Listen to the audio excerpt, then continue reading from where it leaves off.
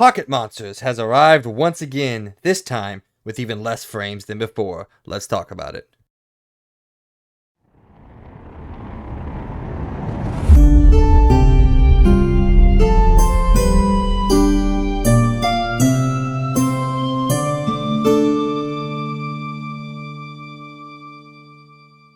Good morning, evening, or afternoon. What's up, everybody, and welcome to the XP Podcast, episode 32, for the third week of November 2022.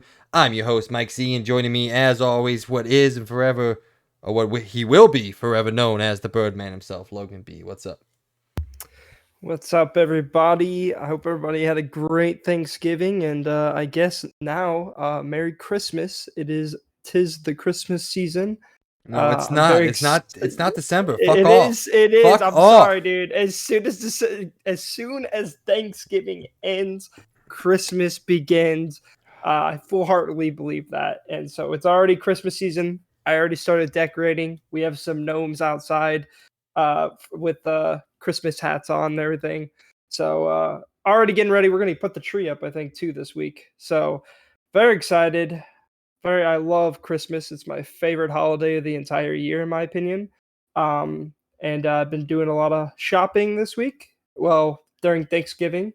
Yeah, no, I'm really excited. I would say Thanksgiving for me, I guess I'll say my experience was pretty good. Other than the day after Christmas, I got extremely sick, and I have been sick for the past 5 days. You mean Thanksgiving? You said the day after Christmas. Oh, sorry. Day after Thanksgiving, I got really sick. I've been really, really sick. I've had really high fever and all that. Don't want to say what I think it is, because I'm just going to assume it's not. I think it's just the flu, and it's been kind of getting everyone sick near me. Like, it seems like everyone I know is getting sick. I was gonna right say, now. yeah, It's crazy. my mom and dad actually went through bouts of the flu the week before for my mom and the week of for my dad. So I guess it's like a St. Louis thing. Like everyone's just getting the flu out there. Dude, literally, it's literally hitting everyone. I don't know what it's crazy, because like at first it was just Amy's parents, and then when we got down there, her entire family was also sick. So basically, it was everyone but me and Amy that weren't sick, and then we ended up getting sick by the end of the week. I tried to stay resilient and not get sick, but it happened no matter what. But it was still pretty good. It was fun. Black Friday shopping was, is what I could do when I was in Arkansas. I'm not gonna lie, where we were, there wasn't a lot of stores near us. We had to drive like an hour and a half just to go find some stores. So we went and I shopped for a few things. I did pick up some new earbuds finally. Man, dude, What'd you get? my ear. Oh wait, let me see if I can tell you the name of it. I know I had it pulled up on here because I always forget the name. Come on, wait. Come on. Oh, there they are. They are the JBL Tune 230 NC TWS true wireless in-ear noise canceling earphones. Jesus. They were originally $100. I bought them for $50. And yeah. very yeah, that's actually where I picked it up, was Target. Oh. And it was the last one left, so I was like, I might as well get it, because my earpods, I had the first gen earpods, and I'm not gonna lie, they sucked a lot. Like at first they were really great, but then for some reason, I don't know if it's the case doesn't understand when they're fully charged, and maybe it just keeps charging in the case, which is really annoying. It ended up basically making my batteries go obsolete. Basically, my left earbud, basically as soon as I put it in, I could maybe listen to music or a podcast for 5 minutes, and I'm kidding you, 5 minutes, and then they die. And then my right earbud would only last maybe 15 minutes, and then it would die. And I had to basically keep switching them in and out at work, and I hated it. Like, I hated them. And so I was like, I need to get new earbuds, and these things rock. And the actual noise canceling actually works, and it's super cool, and I really like them. So that was a good pickup. I also did some Christmas shopping for my family. I finished a couple people, bought some presents. And also, there was some digital video game sales too going on, especially for the Steam Deck. I picked up a few games on there. So that was, the games. Don't even look at me like that. But yeah. But other than that, yeah, it was a pretty good week, and I'm feeling a little bit better today. Well, that's Definitely good. a lot more That's good. better than I was yesterday. So You should have bought the Sony WMH's 4000. I'm not gonna lie, I really didn't put a lot of effort in it. I literally just because we went to Best Buy first. I forgot to look in their earbud selection. So when I got to Target, I'm like, we're just gonna go look there. I went and looked, and it seemed like a lot of the earbuds were already completely sold out. The one we went to, they were actually pretty busy. I was kind of surprised because the last, I think, 2 Black Fridays I went to, it seemed like no one was there. Well, Seemed like yeah, no one does Black Friday shopping anymore. But this year, you I got like all went the in COVID Little stuff, Rock, so. Arkansas, and there was a ton of people. I was like, what is going on? I'm like, usually people just buy stuff online. They don't care. But it was kind of surprising to see people in store. But yeah, I went and I did that. I went there and it was I looked at the companies I know very well. I didn't really look up reviews. I was just like, oh, I know JBL's good because I own some JBL stuff. I think their audio is very, very good. I didn't see the Sony ones, so I couldn't have told you about those. I don't know. I didn't see Well, them. they're also $280, so. Oh, okay. Well, yeah, I didn't really want to spend $100. I was looking for like $50, I was also looking for a good deal. They are ridiculously good, though. God, it's the best earbuds I've ever heard. I'm Really? gonna say I'm a little salty. You were only 2 hours away, and you couldn't even stop in for a night. Dude, I was with the family. Okay, we went to Little, and then we had to go right back. So we were only in Little Rock for maybe 3 hours. You don't care about me. It's cool. Dude, you still need to come down here. I don't want to hear. Oh, I'm planning on it. It's your turn. I just got approved for my Christmas thing to go out with my mom and dad, and I'm hoping I can get them to give me a day shift on Friday, so then I can come up Friday night and stay with you guys Friday night. So sweet. That's what I'm hoping. That's what I'm hoping will happen. But if it doesn't, I'll let you know. Yeah. Okay. No, like I said, I used to get every other weekend off, and now my work schedule has completely changed, so I don't get any weekends off, which is super annoying. So not really easy to travel, especially when you get 1 day on, work 3 days, 1 day off, work 2 days, 1 day off, work 5 days. That's fair. It's a very annoying schedule. But anyway, so yeah, my Thanksgiving was good. It was a lot. I woke up Thanksgiving morning at like 6 o'clock in the morning, drove up to my parents' place. Oh, by the way, the night before I got off work like at 11:30. So I got home, ate some food, went to bed, woke up 5 hours later and drove for 5 hours. Then spent the day with my family. The whole family came down. The first big meeting that the old Zabriskie family has had in 20 plus years. So that was cool. Then woke up the next day, drove back, got into Memphis about 2:30, then went to work at 4. Oh, God. Yeah. When I was telling you that I have been slammed and had no time to do anything, I meant it. That's insane. Yeah, it was a lot, but yeah, it was fine. Good food, good conversation. Didn't really do much shopping per se because I was traveling so much. I think Peyton got some stuff done, but also working retail makes you not really want to shop that much outside of your work hours. I just want to sit and do nothing.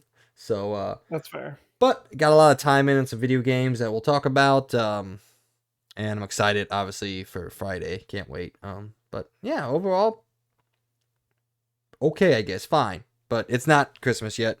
We got 1.5 more days before Christmas. Once December hits, then you're good. We're still in November, dickhead. I'm sorry, man. It's already Christmas. I don't know what you're talking about. I hate people sometimes.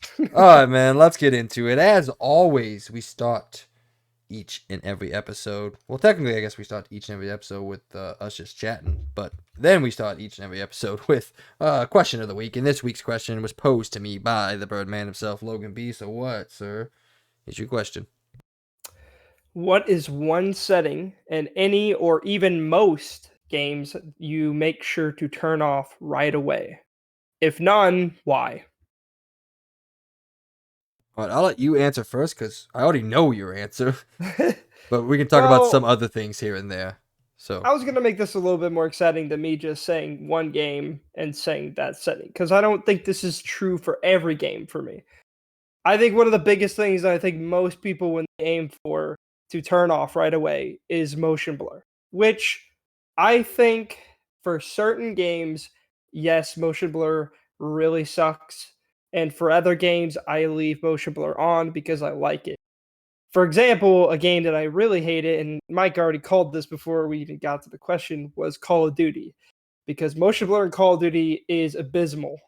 And I know this now from experience again because which is this kind of ruins a little bit of thing we're going to talk about with what we've been doing, but I've been playing some Warzone, and I guess the update reset a bunch of my settings, specifically even the motion blur setting that I had turned off, which I thought was weird. And I was playing, and I was like, trying to find people, and people were calling out people, and I was turning my camera, and I couldn't see them. Well, it's because motion blur in Call of Duty sucks. It is so bad. It's like a mosaic painting. When you turn your character, it's just all blur. Just so much excessive amount of blur. Like when I'm looking around in real life, I don't see a mosaic painting. Like I just don't understand why they turned the motion blur to 100, like all the way up. There should be a setting where maybe you can, like, I like motion blur. If I could change the amount that there is, I would probably be fine with it in a shooter. But when you can't even change the amount, I just turn it off. But I do keep the weapon motion blur on because I do like how it looks. But yeah, no, like for shooter games, most of the time, I think the number one thing I aim to turn off right away is probably motion blur. Or I like to tweak it to the point where it's not too abysmal, like Call of Duty Modern Warfare 2. What about you, Mike? well, I don't think there's one in particular setting that I just immediately turn to. And I will say I turn off motion blur in Call of Duty as well. Um, I don't know if it's the fact that like I know it's better or just that's what people do. They just tell me, so I'm like, well, I guess if that's a competitive advantage, I might as well just do it. I guess I've never really played Call of Duty with motion blur on, so I don't really experience it. But I do say motion blur is probably the setting that I turn off the most in certain games, depending on how astronomical it is. I don't remember what game was it recently. It might have been Mafia or something. That there was like a combination of motion blur and like distance blurring. I don't remember the exact name for it, but they were like blur items in the distance. And Oh, then the depth yeah, effect. yeah, I know what you're talking the about. depth Yeah, kind of perception like with setting. like GTA 5 and all that. Yeah, something like Where that. when But you, like yeah. Mafia would just do it like walking around. I think it was the remake Mafia 1. And I was Oh like, yeah, I was yeah. like, this thing sucks because like this building that I can clearly see is just blurry. I don't know why that was a setting, but so yeah. But then I was also kind of thinking like with the onset of accessibility at the forefront of a lot of game companies, Sony most not importantly, obviously accessibility is important and all, but Sony is kind of a big pusher of accessibilities in games. I usually always look through those settings to just see kind of what things I can and can't tweak here and there, what things I can turn on, can't turn on. God of War is the most recent one where when I booted that game up, I probably spent like 5 or so minutes just going through each and every setting, just seeing if there was anything that I wanted to do or didn't want to turn on. Like in Horizon, one of the coolest ones is automatic pickup of items. God of War has the same thing, that you can just walk over an item and pick it up. You don't have to actually press a button or anything. There's no contextualization or anything like that. Now, I do say I actually didn't use that in God of War because there was like something in me that I was like, I actually like the act of like picking up certain things and picking up health and all that. Now, it would make it much easier in like combat if I could just run over to a health thing and have it picked up automatically. But I don't know. There was something in me that I was like, nah, I'll just leave it where it is. So, but I can't really put my finger on anything in particular that I turn off right away, unless the game makes this really dumb decision and like has the controls inverted by default. especially the vertical controls. I don't understand why games do that. Like in flying games, I don't know why it's inverted. It's so dumb. I understand the argument behind well, like, well, it's like you got a camera in the back of your head, so when you push down, of course you're gonna look up. How does that not make sense? I'm like, because I'm a fucking human being. Like when I want to look down, I think to myself, look down, so I press down. I'm not a camera. I'm not a fucking director of photography on a film that I have to know these things. So I hate Or it. I'm not a plane driver. I'm not Yeah. flying a freaking plane. I honestly, I'm gonna say something controversial. I think all inverted people should be wiped and smited from the face of the planet. No, obviously not. Obviously not. I don't like the people, and I don't understand how and why their brain works like that. I'm like, to me, that's counterintuitive to human nature. Like, look, I understand the argument, like I just said. That is the main core argument behind it is, you're a camera and you need to control yourself. I get what you're saying to me. I just think it's stupid. I just think it's stupid. So we don't really get that anymore, but there used to be some games, like especially in the late PS2, early PS3, that would be inverted by default, and I can't do it.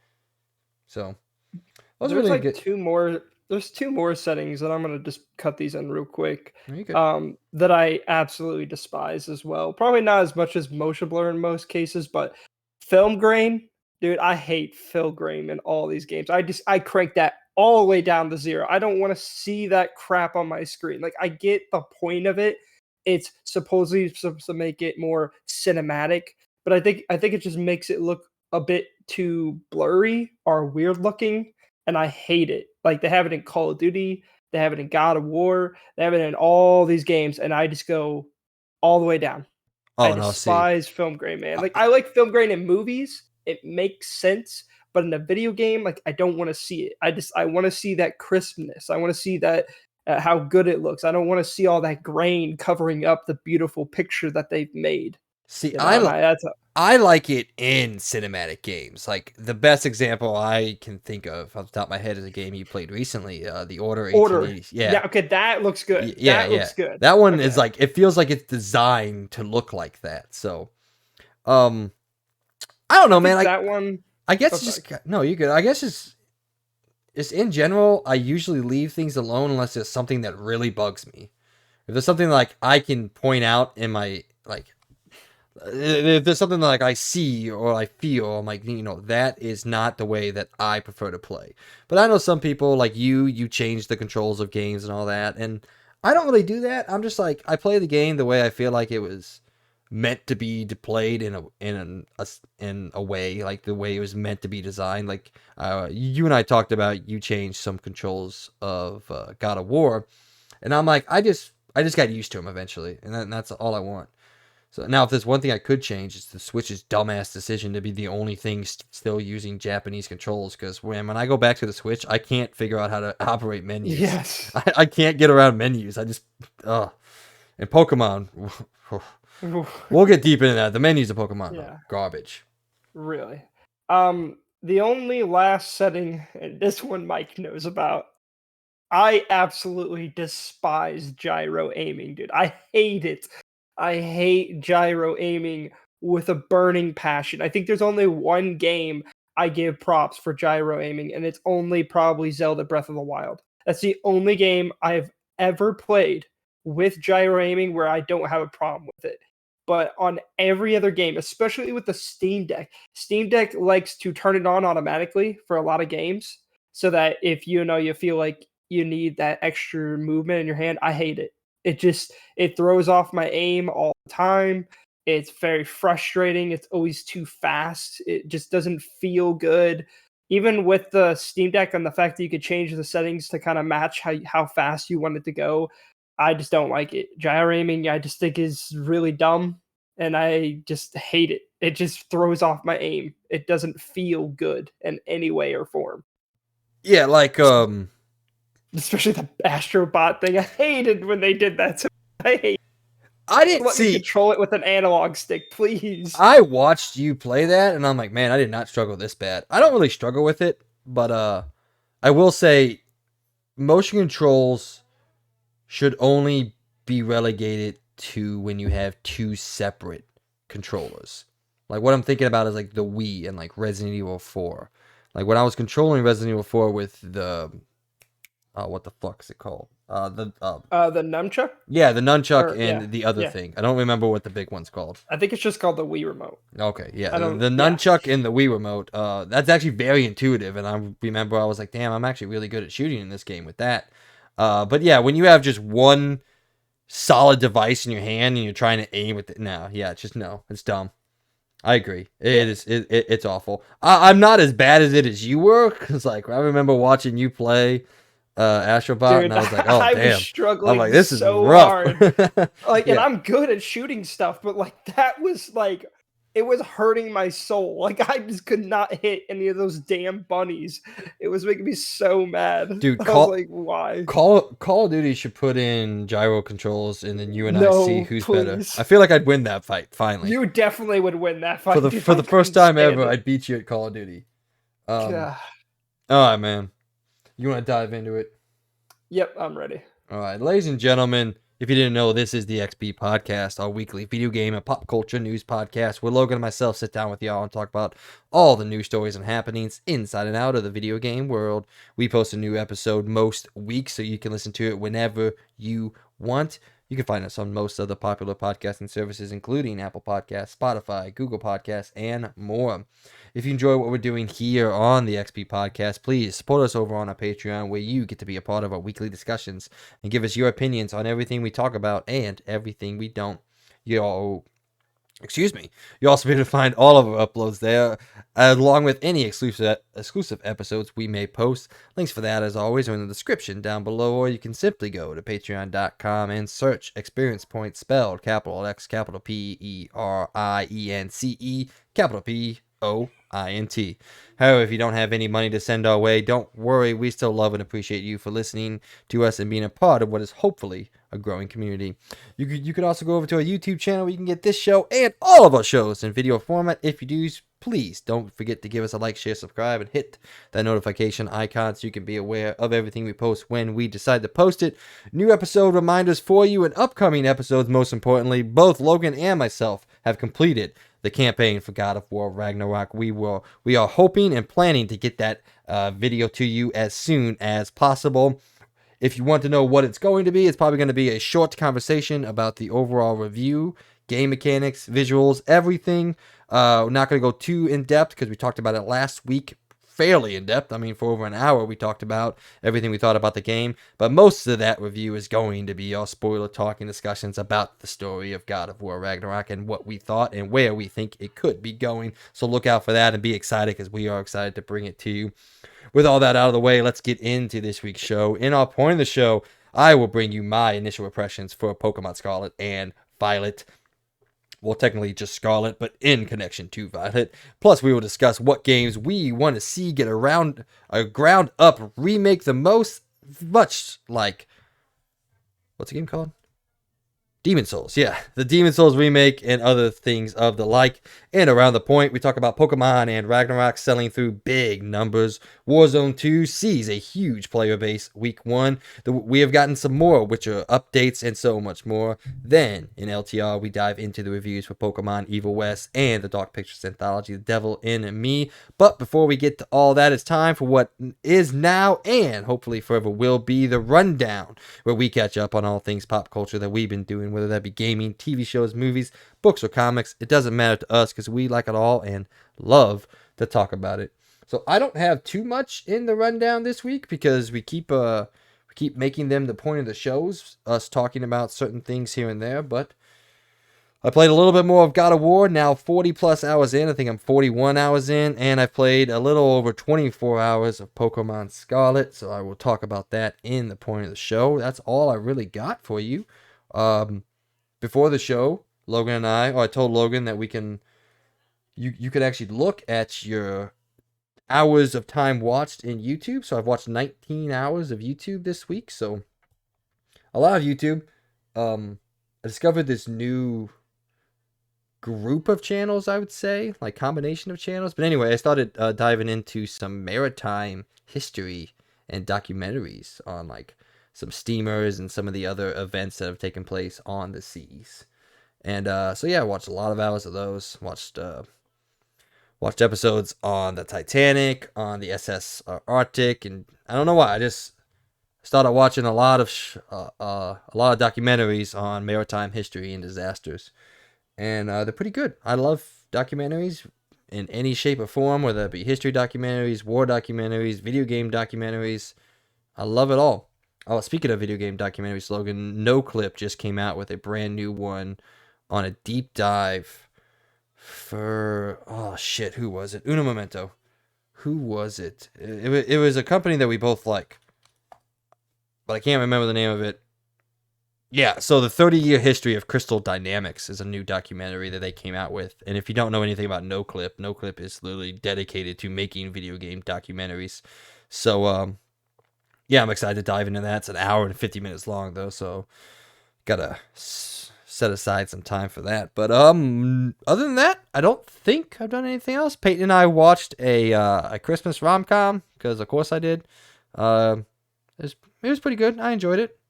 Wouldn't recommend it to you because I know you'll throw up halfway through it. So, all right, man, you got a big old list here. Let us know what you've been doing in the rundown. Well, so just like you, God of War, beat it. 40 plus hours played. I think I was like maybe 41, maybe 42 hours in the game, I believe.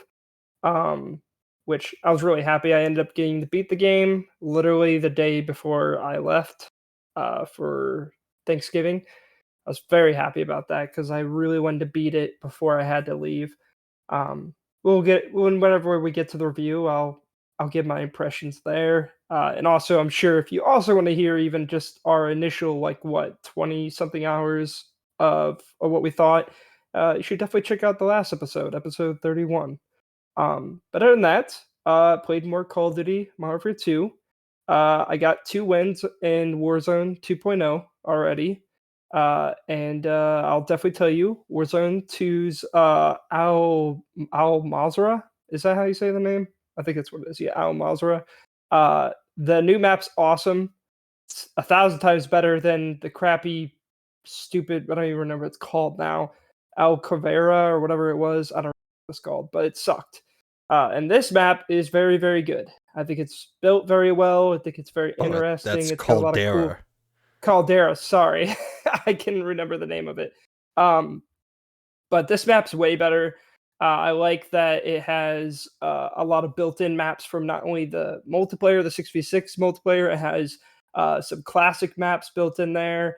It has a lot of new stuff in there too. A lot of really cool environments, cool places that are pretty memorable in my opinion. I kind of really like the new how they do loadouts now. It's not as easy to get loadout drops anymore. So it's not as driven to making classes and being OP because you get the loadout drops like 5 minutes into the game. Instead, in how you do it, you have to go fight these strongholds in order to get the loadout drops. Trust me, when you get those loadout drops, like I got in the one game that I did win, helps a lot. But that's what I like about it because it's not all driven about you make it a loadout. You get the loadout drop within a few minutes by buying it at a buy station, and then you're good. Like I hated that, so I like that it's not so driven by that. It's a lot more of you picking up stuff. There's a new armor system that they have now. There's a whole new backpack system that's a little. It takes a little bit to get used to. By the way, I kept struggling. Uh, I thought you had to hold the button down when you look at people's backpacks. I just want to give you a little tip. Don't hold down the backpack button because idiot me held it down and I, for some reason, wasn't able to move stuff to my backpack. And it was really frustrating me, especially when I was in the middle of a firefight and I just couldn't get stuff moved to my backpack. So that's a tip for you. But I will definitely tell you Warzone 2, I've been really liking it a lot. I think it's very good. It's very fun. I especially even like the new in-game proximity chat. The friend I was playing with, we were using proximity chat the entire time, and it's actually really fun. And it actually adds something new to this Warzone. It's really cool and awesome. And it adds this tactical thing to where you need to be quiet. If you hear people talking near you, you don't need to just talk the entire time. Obviously, if you do want to talk the entire time, I would highly recommend just making a party. Or if you really just don't care, then just talk in proximity chat the entire time. I got a few kills just from proximity chat where people were just talking blatantly out loud, and I just I just found their location by just following their voice, and well, they got killed. So it's good though. I'm excited for us all to get together and actually play a whole 4-man squad of Warzone. I also really want to play third person Warzone. I haven't gotten to do that yet. And I also want to try DMZ. I still really want to try DMZ. I heard it wasn't the greatest thing ever, but I still want to try it out because there's also a weapon that's locked behind DMZ that you have to do. You have to play it to get it. So I think we should definitely try it out at least once or twice because I'm curious. But other than that, yeah, just been leveling up. I think I'm at level 75 now in Call of Duty Modern Warfare 2. So it's been pretty fun. It's the same as I explained it. I've been really enjoying it. I think it's a very fun, probably one of my favorite shooters of the entire year. So when we probably do talk about Game of Year stuff, spoiler alert, it's probably going to make it to at least my favorite shooter of the entire year. I really, really like this game a lot. But other than that, during this Thanksgiving break and on the drive down to Arkansas, I played the Steam Deck. I played a lot of it actually.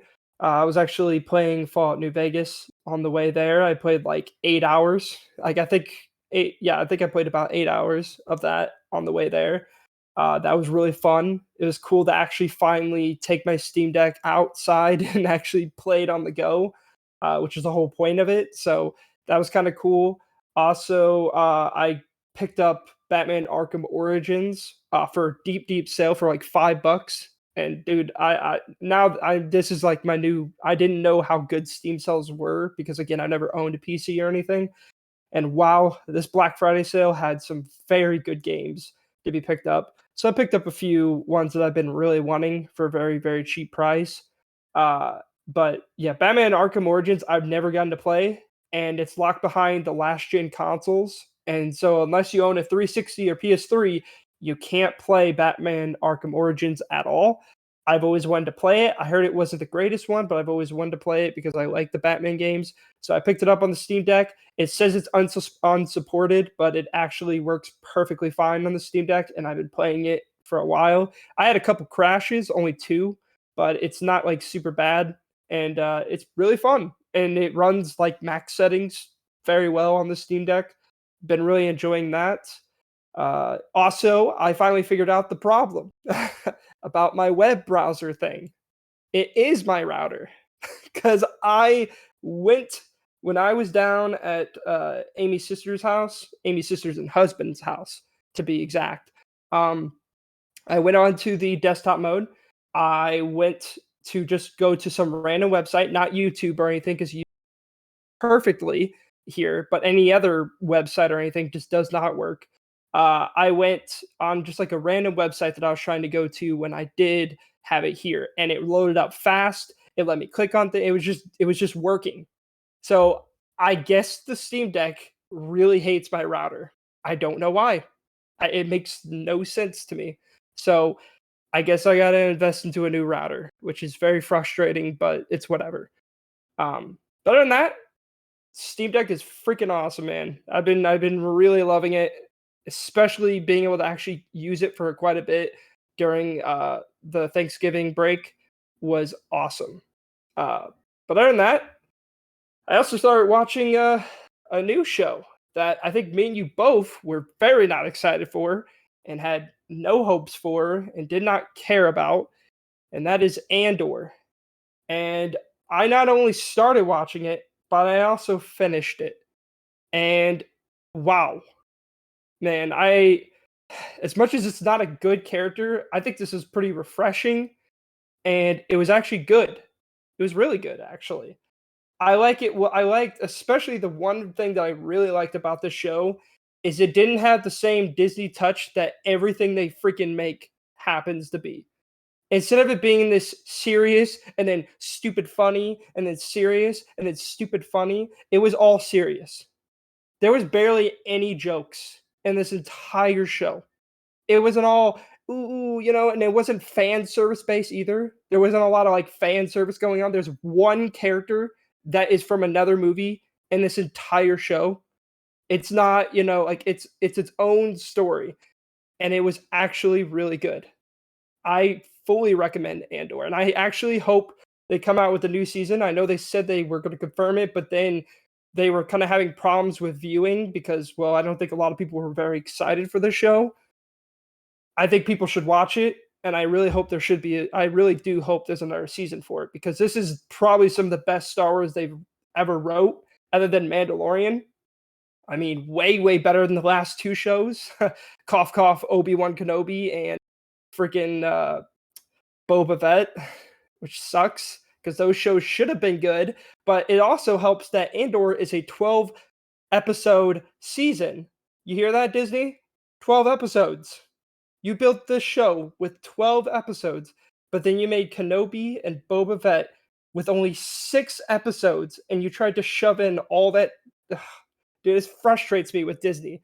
They make shows like this with 12 episodes, but then they make other shows that they clearly need more time on, and they only make them 6 episodes. Ugh, it just makes me so mad. But Andor's good. I highly recommend it. Even if you don't care for him from Rogue One, I think his story is actually pretty interesting. It's pretty cool. I will say it won't say it's perfect. There are definitely some things I kind of question why they even shown at all, or that they brought up, unless he was supposed to be shown in the next season. And also just the character that they follow throughout the show that really doesn't do much. So I don't know why they followed him. But other than that, very good. Very, very good, in my opinion. Highly recommended it again. I also finished She-Hulk before we got on here. I don't know what to think. The ending, well, I guess, do you want to say anything about Andor before I get into She-Hulk? I mean, I haven't watched it, so I don't really have I didn't know if you anything. had, yeah. I don't really have anything insightful or anything to say. I have heard, like you're saying, that it is very good. Um, so maybe I'll try it out, man. I am just in this phase that not only do I just not really want to watch too much TV right now, I'm not really in a TV viewing phase. I don't care about the stuff that Disney's doing. I don't care about the MCU. I don't really care about what am I trying to say? I don't really care about Star Wars right now. Like I don't know. I'm in this just weird feeling that I just can't bring myself to watch some of this stuff, and I don't know how to get out of that. So I mean, that's fair. I don't blame you. And I don't know what really in these last like month, because I kind of was in the same boat. I really just stopped caring and stopped watching things. Like I pushed off all these shows completely. I actually haven't touched Disney Plus in a very long time, it seems like. I think the last show I watched on Disney Plus way before these two shows was what, Obi-Wan, when it came out. So I really haven't been caring either, but I do think Andor is a really good show, and I do recommend it. Even though I know the character isn't that exciting, I kind of think it's refreshing that we're getting a show about non-fan service, and it also doesn't have that same Disney touch where it's all jokes and then serious moments and then jokes. There's like literally maybe what, I don't even think there is any really good jokes in this entire show. It's not really about jokes. It's all serious.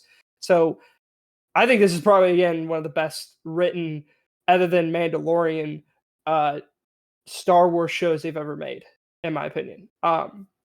And I really do cross my fingers and hope that Andor does get a season 2.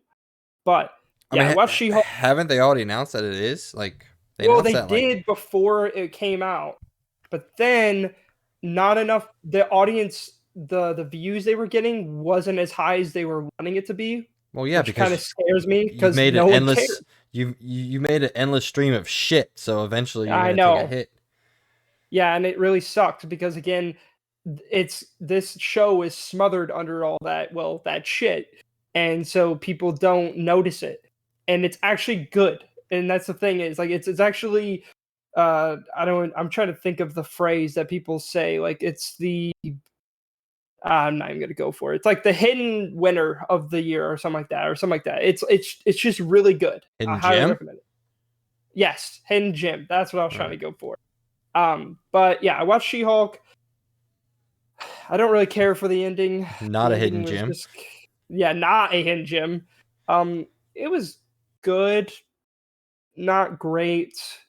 I kind of both.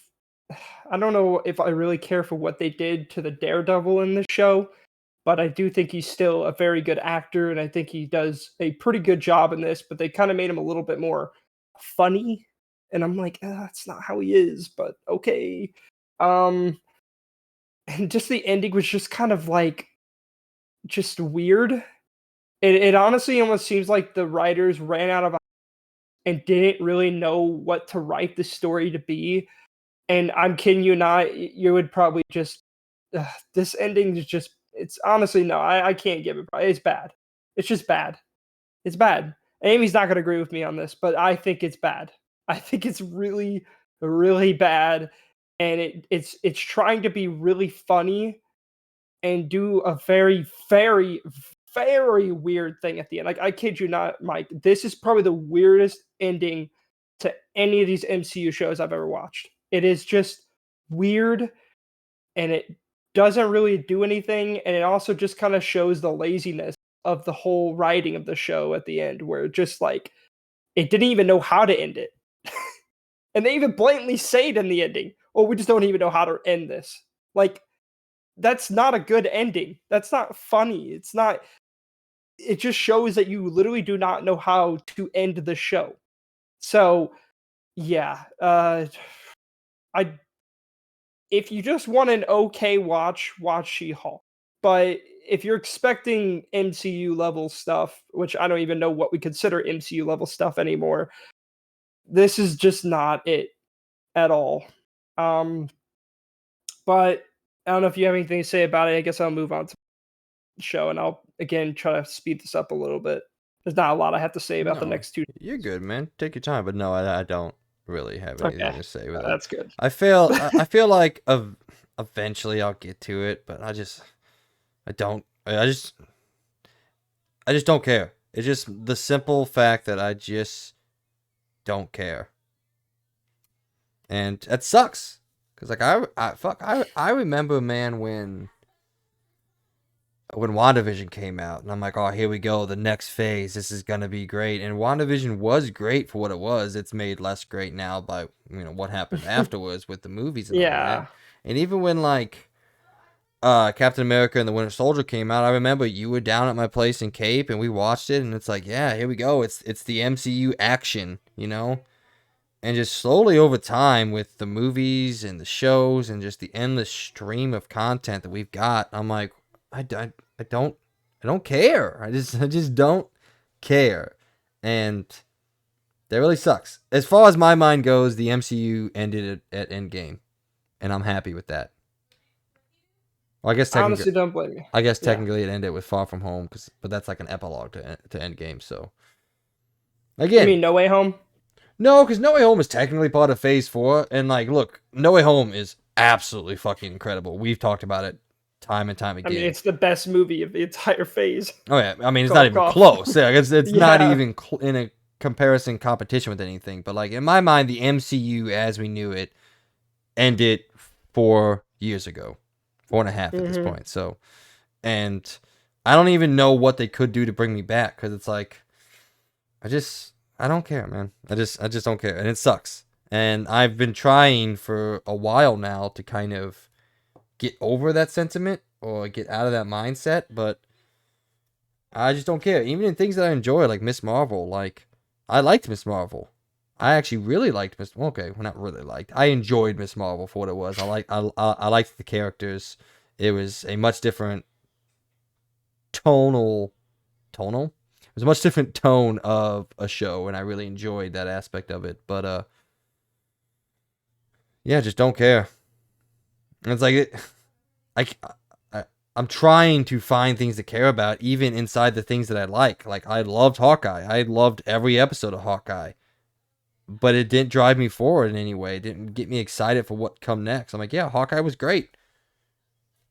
And then now it's over. And I don't really care. And I don't know. I'm actually really sad about it because I can't find a way to care about these shows anymore. And it's something that I've loved for so long. I mean, since 2008. I was in high school when Iron Man came out. It's been one of the biggest pop culture influences on my adult life. And I'm sitting here now at 31 and I'm like, I don't know why I can't like it anymore. I don't get it. I am really sad about it though, but I'm trying, man. I'm battling with myself internally. This and Pokemon. Yes. All right. Well, What else you got? yeah. So Guardians of the Galaxy holiday special. I ended up watching that. That came out Friday, I believe. Um, it's pretty good. It's a short little like I don't know what you want to call it. Just a short, I guess it's like a 45-minute little show, short, whatever you want to call it. Um, it's pretty good. It's good. It's a holiday special. It's what you expect it to be. It's just like a little Christmas story, and it has some really funny moments in it. It doesn't really do much other than I will say with both She-Hulk and this, another thing that really annoys me about the MCU is the fact that they're throwing all this shit at us that like they've done, but not shown us what them doing it. I'm not gonna ruin it, but like, especially with She-Hulk, they kind of throw in something that Hulk's been doing off planet, and then you're just kind of like, oh, okay, why didn't you just show us him doing that? But okay, whatever. And then Guardians of the Galaxy, they did a lot of stuff, I guess, in between Endgame and now, and they didn't show us any of it. It's just kind of like, oh, hey, we did all these things, we went on all these adventures, uh, and they're kind of like really important and interesting, but we're not going to show you that. We're just going to say we did it so we can get to this point. And it's just kind of weird. Like, I don't know. I just think it's really weird and it throws me off. It's like, oh, like Amy was like, when did they do this? And I'm like, they didn't. They didn't. This is the MCU now. They literally just kind of say they went and did it, and we just have to expect that they went and did it. Like that's what it is. Like we don't get to see it, we just get to hear about it. Kind of like how Doctor Strange kind of told us about that one dude chasing him. We don't get to see that, but we do get to hear about it. That's all we need, right? But that's not the point of this show. It was just supposed to be a holiday special. It's really funny. It's kind of shot in a weird way. It's like almost all done in just one location. There's maybe a couple other locations you'll see, but it's like it's kind of weird. It's almost like it's like on a set. Like, well, oh, duh, that's how all movies are shot. But I mean, it's almost like literally the entire show was just literally shot in just this one area, and it was just kind of weird. It was different, especially for Guardians of the Galaxy, where they go around and do stuff. It's still really funny. It's definitely worth a watch, especially if you want to just, a funny little short thing about it. I will say they have these animated sections with probably the worst. Like, people may say, "What If" might have the worst art design.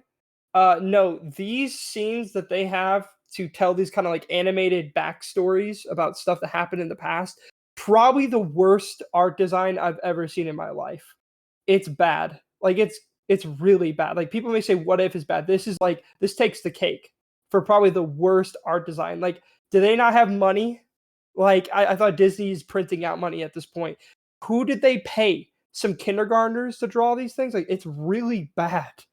And it's not even like Oh, a they are. joke bad, like, oh, They made it look 100. bad because They go on. 100% have money, but I mean, coming up here in the next couple minutes, we're going to talk about another company that has a endless amount of money that can't seem to make anything right. So, That is fair. spoiler So, alert, I guess. but yeah, I just want to say if you want a fun little short thing of the Guardians of the Galaxy characters and a holiday special thing, I think it's actually worth a watch. I think it's funny. Just know that the animated sections that they do at the beginning and the very end is probably the worst damn animation I've ever seen in my life. Like probably even worse than that one game we were making fun of. That was that like that one game Xbox kept showing where it was like the faces, like the weird. You remember the game I'm talking about? It was like in the desert, and it's like I don't even know the name of the game. It was Dusk Fall or something like that. I think it was what it was called. It was that Oh, weird. As Dusk Falls. Yes, yeah. This is worse than that. This is worse than that. So it's yeah, like just know the animated sections are going to be a little hard to get through because they're just that bad. But the action parts, which just them and it's shot, it's good, it's interesting. Be ready to be hit by a lot of stuff they did, and they're never going to show us that they did it. But it's cool. It's a really fun watch. It's a fun watch. So, other than that, this isn't a deep show or anything. I just want to recommend this to everyone. If you like mini golf and you like Wipeout, definitely watch Holy Moly. I've been watching it for the past few years, but I haven't had Hulu in a long while.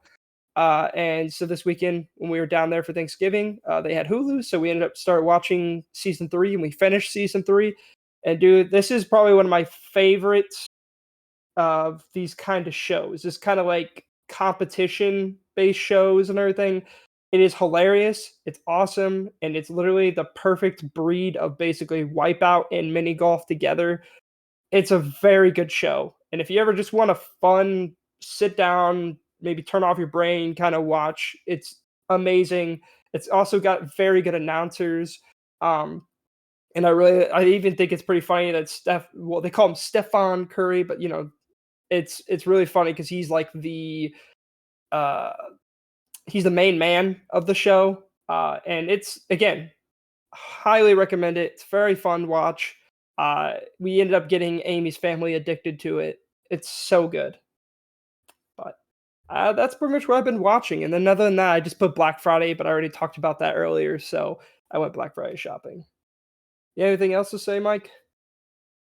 No, just I was sitting here thinking kind of while you were talking. I was listening too, so but I was thinking, I'm like, when do I feel like I'm gonna get a chance to dive back into the MCU? Because if you remember, there was a time earlier in this year where there was like a lull, and I was able to kind of knock out some of the shows, and I don't know, maybe in February. 'Cause, man, I'm all about the games right now. I'm just playing everything I can every second that I'm not either at work or at the gym.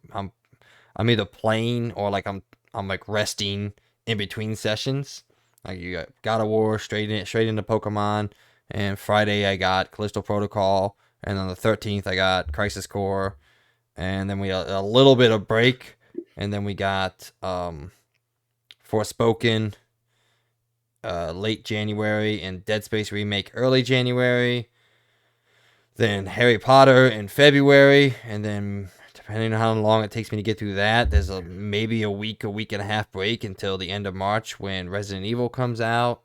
And it's like, man, when am I gonna get to? And by the way, I'm not upset about all this happening. I love video games, and I wish every single month of the year had a banger come out that I could just play slowly for that month and then move on to the next thing. So I'm not complaining in any way, shape, or form. But I just don't know when I'm gonna watch these. I haven't even gone and seen Black Panther, man. I don't even care to see that movie, man. I'm excited. I love the first one way more than you did. But I haven't even gone to see it, and I'm not even that beaten up about it because I'm like, would I rather spend 2.5 hours watching it, plus let's say 30 minutes driving there and back and getting things set up, or would I rather spend 3.5, 4 hours playing God of War or Pokemon or whatever? I'm like, I'd rather just sit here and play those. Now I will say, at the end of December, there is a movie that I will take all the time I need to go see it.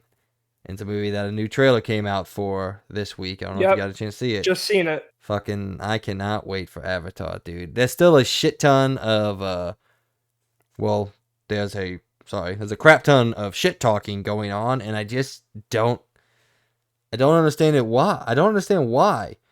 And I don't know. I guess we can put this into around the point. I'll throw it in there. But did you hear some of the things that Cameron was talking about how much this movie cost and like how much it has to make to actually turn a profit based off like not just development cost or production cost, but also like marketing cost and everything. Essentially, he said it's got to be one of the best movies of all time to make a profit, like $2 billion. And I'm like, ugh, that's not good. That's real bad. Yeah, that's you got a bit on your plate there, man. Yeah. Like that's. Ooh. I cannot wait till we get the official numbers for how much this thing cost. And to me, it looks like it's gonna be worth it. But again, I don't ever judge things till we see them. So, but I can't, man. I am foaming at the mouth for December 21st, something like that. 16th. December 16th. Oh, okay. Yeah. So I'm very excited for it. Again, when I went to go see the first one again in theaters, I was like, I'm so hyped, man. Like I can't freaking wait. Actually, especially seeing the first one again, man, dude. Even in 4K at 3D, dude, and the theaters again. Wow. That actually lines up really well because I think the next week Peyton's family is coming down to visit, and Peyton said, I'm gonna have to spend some time with them, and I'm like, oh, that sucks because I got Crisis Core, but hey, I'll spend some time with them. We can go see Avatar. You know what? That works out right. There we go. All right. So now I'm excited. But other than that, yeah, no, I want to get through all these shows. Fuck, I haven't even finished Obi-Wan, dude. Like, I'm so just nonchalant about all the stuff that Disney's doing, and I don't like it. Even outside of the things that I do actually like, I just don't like the grand scope of what they're doing with two of my favorite properties of all time. Other than Spider-Man. Spider-Man is good. Yeah. I hope he comes back. Please. Oh, he will. I mean, shit. Early next year, we're getting Across the Universe. That's fair. Oh, sorry, Across the Spider-Verse? Yeah, Across the Spider-Verse. Yeah, sorry, my bad. But all right. Anything else you got, man? Nope. All right, ladies and gentlemen. Well, that was the rundown, the newly named segment taking the place of what you've been doing. Let us know what you think about the new name. I think it's kind of cool. I think it works thematically. But also, let us know what you guys have been doing. Have you beat God of War yet? What do you think of Pokemon? You'll find out what I think shortly. Have you jumped into Warzone 2.0? Or have you seen all the proverbial shit pouring out of Disney's mouth and anus? All right, guys. We're going to go move in now to POTS, also known as Point of the Show. We got two topics to dive into this week. One of them being my initial impressions, early impressions of Pokemon Scarlet and Violet. And then, wait, what? I got confused. And then a random topic. Logan and I are going to talk about some of the games that we want to see get the full-on, ground-up remake treatment as, like, Demon Souls and others of the such. So, strap in. Here we go. Logan's got some questions for me. Before we dive head in, do you have anything more you want to say on Ragnarok, or you want to save it all for the review? I'm going to save it all. Okay. I just will say, after completing it, after putting a couple hours into the end game, anybody out there, don't know why you would have this thought, but if you do have this thought and you don't know about it yet, or you don't know if you're going to like it yet, just sit down and play Ragnarok. You're going to like it. I don't know how you wouldn't, unless you just don't like these style of games. And what I have to say to you is fix your shit. I would definitely say for the people out there, don't just watch videos and assume what it is. Definitely play it. Like obviously this is a spoiler, but I more than 100% say you should just leave right now and purchase the game because it's very, very good. Whoa, hold on. Listen to the rest of the episode. And then go play Ragnarok. We want you to listen to the rest of this episode. Oh yeah, no, obviously listen to the rest of the episode, but I 100% think this is a must buy, and it's easily one of the best games other than Elden Ring for me this year. So definitely. All right, ladies and gentlemen, strap in because now I'm going to be talking about Pokemon Scarlet and Pokemon Violet. Do you have any initial questions? Or do you have some questions to throw in throughout this discussion, or me talking? I'll try to throw them out in the discussion because I have a good couple questions actually. Perfect. I don't know if you want me to hit you with a question first, and then you come that maybe. Let me kind of introduce my thought process here. Okay. All right. So I have played, for reference, just over 24 hours of Pokemon Scarlet, and I have been. I've been struggling, trying to figure out what my thought process is on this game and how I feel about this game. I honestly, this is what I've been telling people at work. I feel like I'm playing tug of war with myself. And every time I pull to one side, I pull back to the other side. And I can't come down with my subjective opinion on Pokemon Scarlet. My objective opinion on this game is straight up, this is one of the worst produced high budget AAA visual and technical games I've ever seen. There are very few things that I've seen in my lifetime that have sucked from a technical and a visual perspective as bad as this. I know a lot of people are talking about Cyberpunk. I can say from my own experiences with those two games, I did play Cyberpunk at launch. Granted, it was on a PS5, so I played it in the best possible form that I could. Pokemon Scarlet and in connection, Pokemon Violet, make Cyberpunk Week 1 look like one of the shining examples of video games. Like, this is some of the most inexcusable, worst technical performance I've ever seen in a video game. And I don't really know what happened. I can't explain what happened. I'm not a game developer. I've played games for 26 years, so I feel like I can talk knowledgeably about these things. And I don't see how this happened or where this went wrong. Logan and I have both watched the Digital Foundry review. I'll throw a little I guess subnote from what they were talking about. The windmills in this game. The fucking windmills, Logan. What is happening? How did this... Dude, it's so bad. How did this bad. game come out in 2022? No, Mike, remember the flag? Where literally, if you're far enough, the flag literally turns off all of its animations. It produces 0 frames a second. Yeah.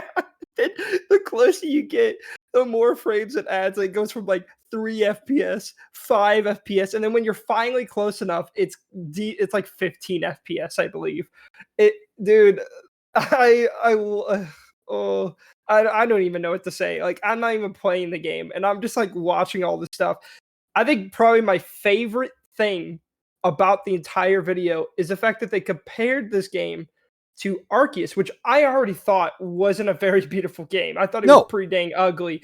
And then they showed me, and I'm like, wow, Arceus looks damn good.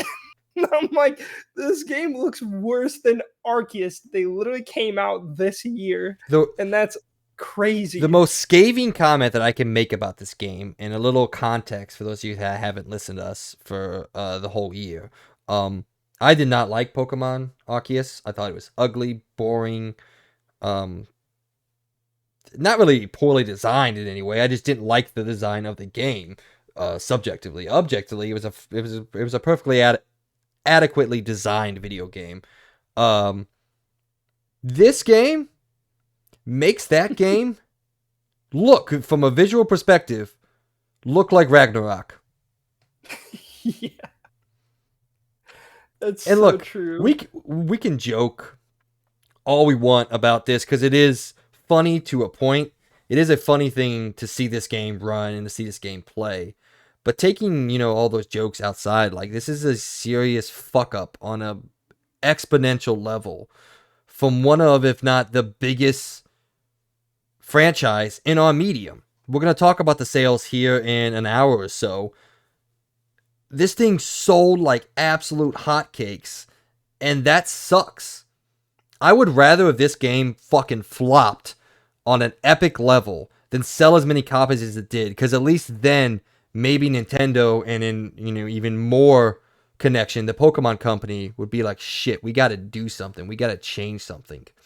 But Mike, it's just like sports fans. Pokemon fans are the exact fucking same. I mean, I guess, yeah, fuck it. This game. I bought the game, I guess. If it was 1 frame per second, people still would buy the game because it's Pokemon.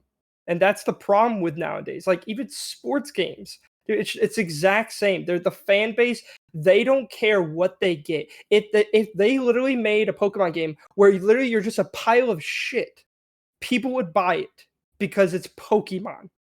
This is the problem with I care. I fandom. care. I know you care, but the overall, the families, the moms and dads buying for their kids, and the kids like, oh, it's so good, it's new Pokemon. Even if it runs like dog shit, people still buy it, and they're still gonna make money. You know what? They're looking at the shit how well the game runs. They're like, oh, look at all that money we're making from this. We'll just do it again. In 6 months, we'll come out with another Pokemon game. Because why not? People are buying it. If people they're not losing sales, then why should they stop? They have no reason. They can just come out with another game and it could be a low score, but it's still gonna make buco money. It's stupid. It's dumb. I got triggered earlier this week. It was a fake headline that for about 30 to 40 seconds, maybe a minute. Oh, excuse me. That was the sneakiest burp of all time that came out of nowhere. It tricked me. It read, according to Nintendo of America, the people working in customer service have not received any complaints about the performance of Pokemon Scarlet and Pokemon Violet. Therefore, there was no patch planned. And I read that, and obviously, as a dumb fan, I said I didn't get tricked for long, but I got tricked for a little bit, and I was like, "You gotta be fucking kidding me!" I was so mad. I was like, "Wait a minute, no! I'm about to return this shit." But yeah, like I said, all jokes aside, this is. Well, you know what? No, I was gonna feed around the bush a little bit. This is a pathetic effort. Pathetic effort from what should be a top tier developer in all of the video game industry, based off how much money they make and bring in. This is inexcusable, pathetic, and just shouldn't ever happen again. Even though it may or may not, I don't know. But I don't know how many bad things I can say about what this game looks like, what this game runs like, what this game feels like to play. Because outside of just the poor frame rate, and when I mean poor, I mean bad, outside of everything, all the visual hiccups, the lack of textures on every single, not frame, like, I don't know, what the fuck's, like, what's the top of a desk called? Like, a layer. On every single layer of, geometry in this game, they decided to use a counteracted measure that we haven't seen since SNES, maybe GameCube days. And, if you watch the Digital Foundry video, you know what I'm about to say here, but I'll say it to our audience anyway. Every time the frames drop behind, underneath what is quote unquote an unacceptable level, which should just be the whole game, but I digress. The game itself slows itself down to try to catch back up.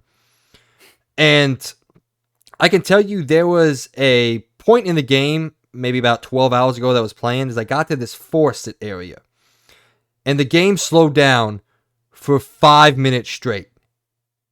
I was just running in slow motion through this forest in slow motion because the game just couldn't fix itself. It couldn't get the frames back up until eventually I just said, fuck it. I turned around and left the forest. I wasn't going to do the story thing, if you can call it that was in this forest. I just left. I was like, I don't want to be here no more. This is stupid.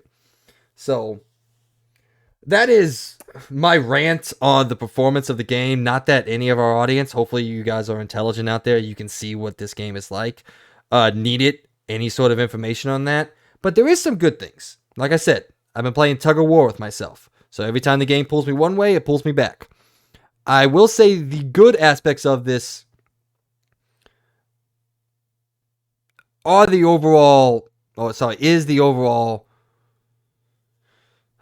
do I want to say? I mean, it's not one big idea. It's a combination of ideas that I can enjoy for moments at a time.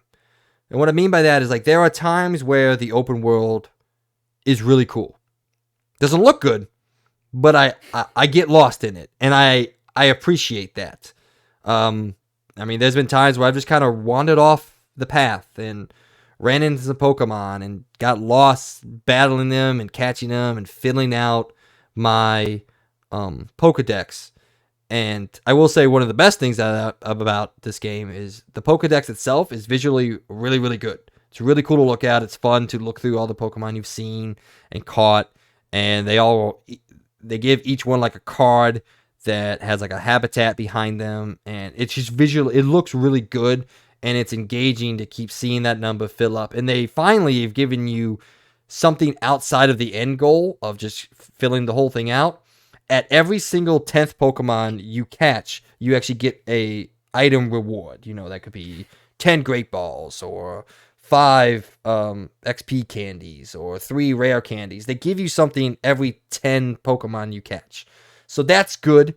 That's something that we haven't really seen before. Arceus did a little bit of that, but in a different way with your character levels and all that. So that's cool. But then in the same breath, every time I've got lost, the game pulls me back to the other side. Because the biggest, I think, kind of like design or structure problem with this game is it actively encourages you to go out and get lost. That was one of the main points of this game. Get lost in this open world. It's Skyrim Pokemon. But then at the same time, they kept the gym leveling system. So you have to complete these gyms to be able to catch and use higher level Pokemon.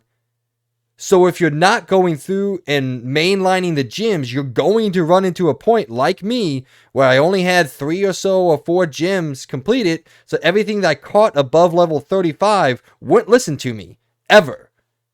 And I'm like, cool. So now I have to fucking just mainline the gyms like every other Pokemon game. So the game battles against itself at every single turn. It wants you to explore. It actively encourages you to explore. And then if you explore too much, the game actively discourages you to explore and mainline the gyms so you can explore and use the Pokemon that you're catching in these really cool areas. Yeah, that's kind of frustrating because that's one of my questions about like how linear is it when it comes to doing these gym leaders? Like No, it's not is linear it at you can all. go It's completely wide open. not Yeah, oh it no, is? it is. Like how big is the world by the way too? I guess since you're talking about the world too. I mean, I don't really know if I have a good comparison for how big it is. Like, is it Assassin's Creed? No, it's not that big. Because, like, Yeah. the way you traverse the world is much more limited in terms of, like, how fast you can travel somewhere. The game is big, and you can get lost. But there are still, like, the paths that kind of guide you from area to area. And there's some areas that are walled off mostly. Like there's this desert area that really only has 2 ways in, and there's this whole story that happens with one of the gym things that you have to explore this desert. But there's really only 1 way in and 1 way out, so it's still kind of limited in that. Well, not limited, I guess. It's a big area, but it's walled off in a way. I will say the game size is fine if that's what you're looking for. But me personally, I don't like this open world Pokemon game. I like aspects of it, and I like some of the things that it can lead to. But I was thinking today, and I was talking with some people at work who are also playing the game. One person who has beat the game, and I was saying that I think my perfect Pokemon game is essentially Sword and Shield brought to X Infinium in terms of size.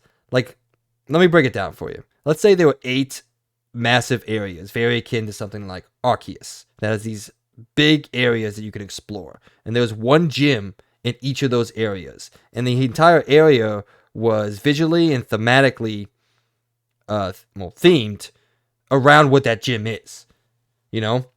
So they say there's a mountain area that's like an ice gym or something like that. That entire area is you're exploring kind of like this mountainous terrain and this cold terrain, and so on and so forth for the fire gym and the grass gym, the things we've seen forever. But interlocking those things is the more route-driven linear path of the Pokemon games of old, in a way.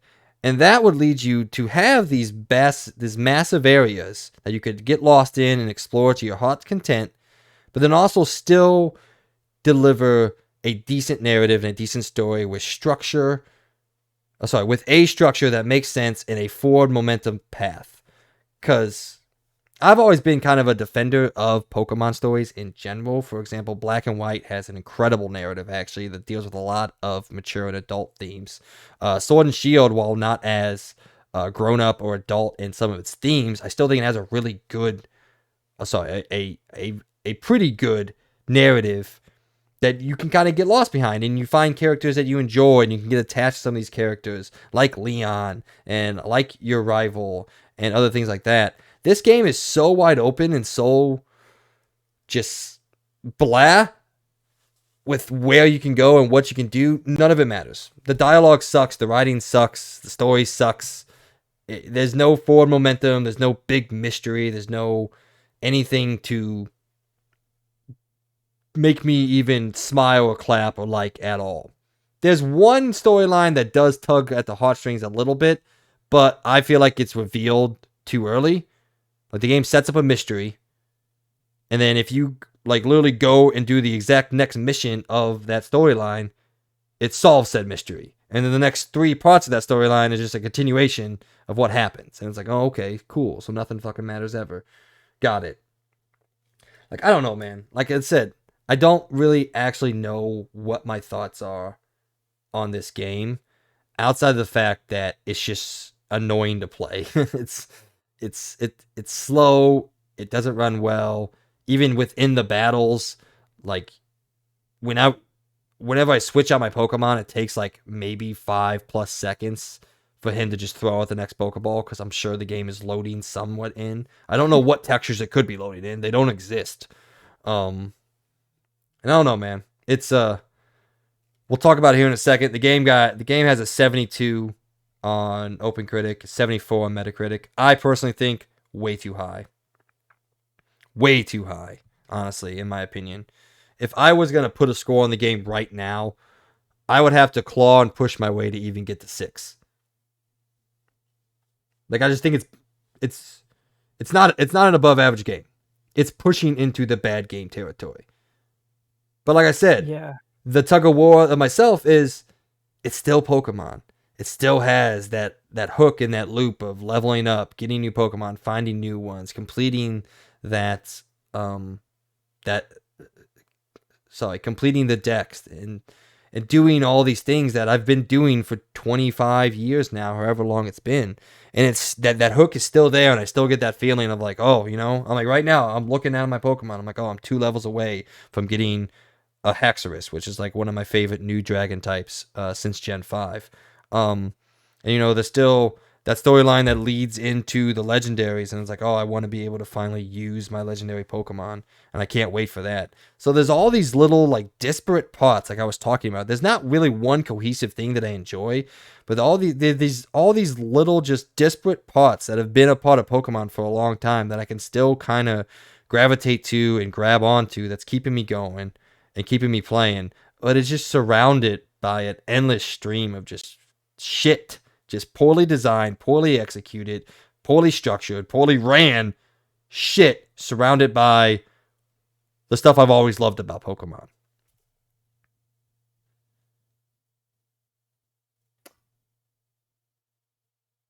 I mean, that's fair.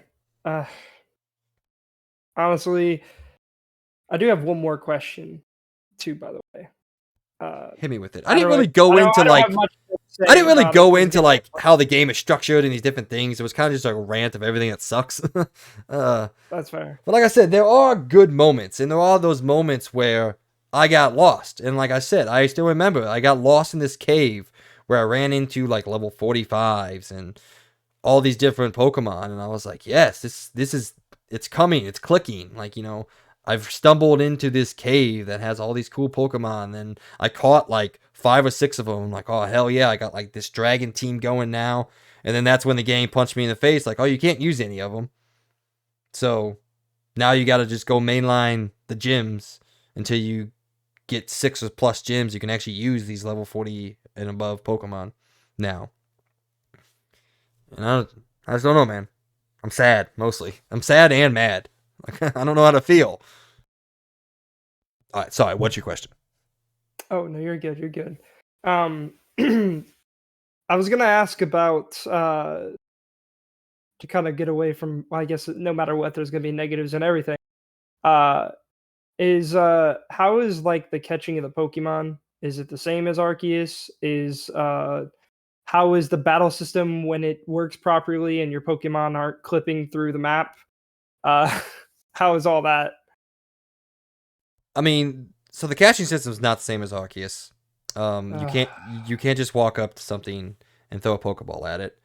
Now if you sneak up on something and throw a Pokeball at it, you do get a advantage in the battle. You do the game set calls it you caught him by surprise, so like he doesn't make his first move. So you do get a free move to like get his health down and then immediately throw the Pokeball and have a chance to catch it that way. But yeah, it's the same. You walk up to a Pokemon or you throw the Pokeball at him and then like you start the battle. But I will say like the battle system is the same as it always been, except worse. And what I mean by that is maybe correct me if I'm wrong. Well, I guess you can't really correct me because I don't think you played Sword and Shield, but maybe those of you out there, when in Sword and Shield, the battles were fairly kinetic in a way. Like when you selected attack, the camera kind of framed the action in an interesting way. Like it would focus on your character doing his like initial charge up, I guess, in a way, and then it would switch to the damage of the other one. This game does that maybe 10% of the time. You click a move. The other 10% of the time, the camera's just static wherever you put it. You can move the camera freely in battle, but it doesn't ever, or rarely ever, does any sort of like cinematic camera look. So you're just staring at these two Pokemon standing next to each other, doing their moves. And I know that's what Pokemon used to be. I get it. But that wasn't what Sword and Shield was. And this is just such a massive step backwards in everything other than the size of the world from what Sword and Shield was to Scarlet and Violet. And I will say I'm a little disappointed in the whole catching system. Like they designed it in Arceus. I really like it a lot because it added something new. It did something new. And then as usual, from what I could tell with Pokemon, they like to add things that are new and then just bring it back to the classic. I like what Arceus did. This kind of disappoints me a lot because, like, I like the ball system. I like that it added a new way to capturing Pokemon instead of the normal fight the Pokemon and then try to catch them in the fight. I always found that to be like lame. Like, is there no other way to catch a Pokemon? Because clearly you can in Arceus. I like that you could sneak up on them and get them sometimes without even having to fight them. That's cool. So that's actually extremely disappointing because I thought they said they were bringing back the catching system from Arceus, but I guess that was just a bunch of bullshit.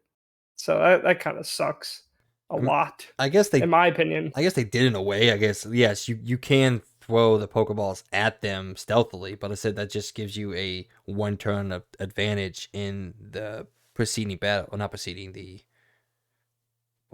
upcoming battle, I guess. That kind of sucks. Yeah, I don't. I can't figure out what went wrong. Like I'm sitting here and I'm trying to think, and I'm like, how did this happen? How? Because like there are so many moments that I'm playing through this game, and then I feel that Pokemon love that I have, and I still have. By the way, this hasn't destroyed me of this series. I will always love this series for what it is and what it can be or should be. But I can't figure out what happened here, other than just a lack of effort. A lack of effort, maybe a combination of effort and lack of talent. I don't know, maybe that studio needs a revitalization of people who work there. Maybe bring some of these other developers in. Like, I don't want to say bring the fans in and have them do things, because in a realist world, like, I don't know how to make a game, so I can tell you what I think would work, but I don't know how to make it a reality. So, the fans obviously can't make these games, but maybe bring in somebody new or something new and figure out how to make this game work. And I kind of thought to myself, I asked myself, like, if this game ran at a locked 30 frames per second, would that change your overall opinion on the game? And obviously, yes, it would. It would change my experience moment to moment. It would change my overall opinion. But I'm just not a fan of the massive Skyrim-esque open world, because not only is it ugly, not only is very little to do outside of trainer battles in Pokemon. Now, granted, there's much more to do than there was in Arceus. Like, I don't really like Arceus that much. The only thing that's keeping me going in this game is the fact that, there's a trainer battles, there's different things you can do, there's the 3 different storylines that you're going through, and I'm slowly chipping away at all those. And that's what's keeping me engaged and keeping me going, because I feel like my leveling and the work that I'm putting into the game is going to have an end game. There's going to be that big level 50, 60 boss fight, champion fight that I'm working towards. So there's still that. Oh, speaking of champion fight, by the way, there's no fucking Victory Road anymore.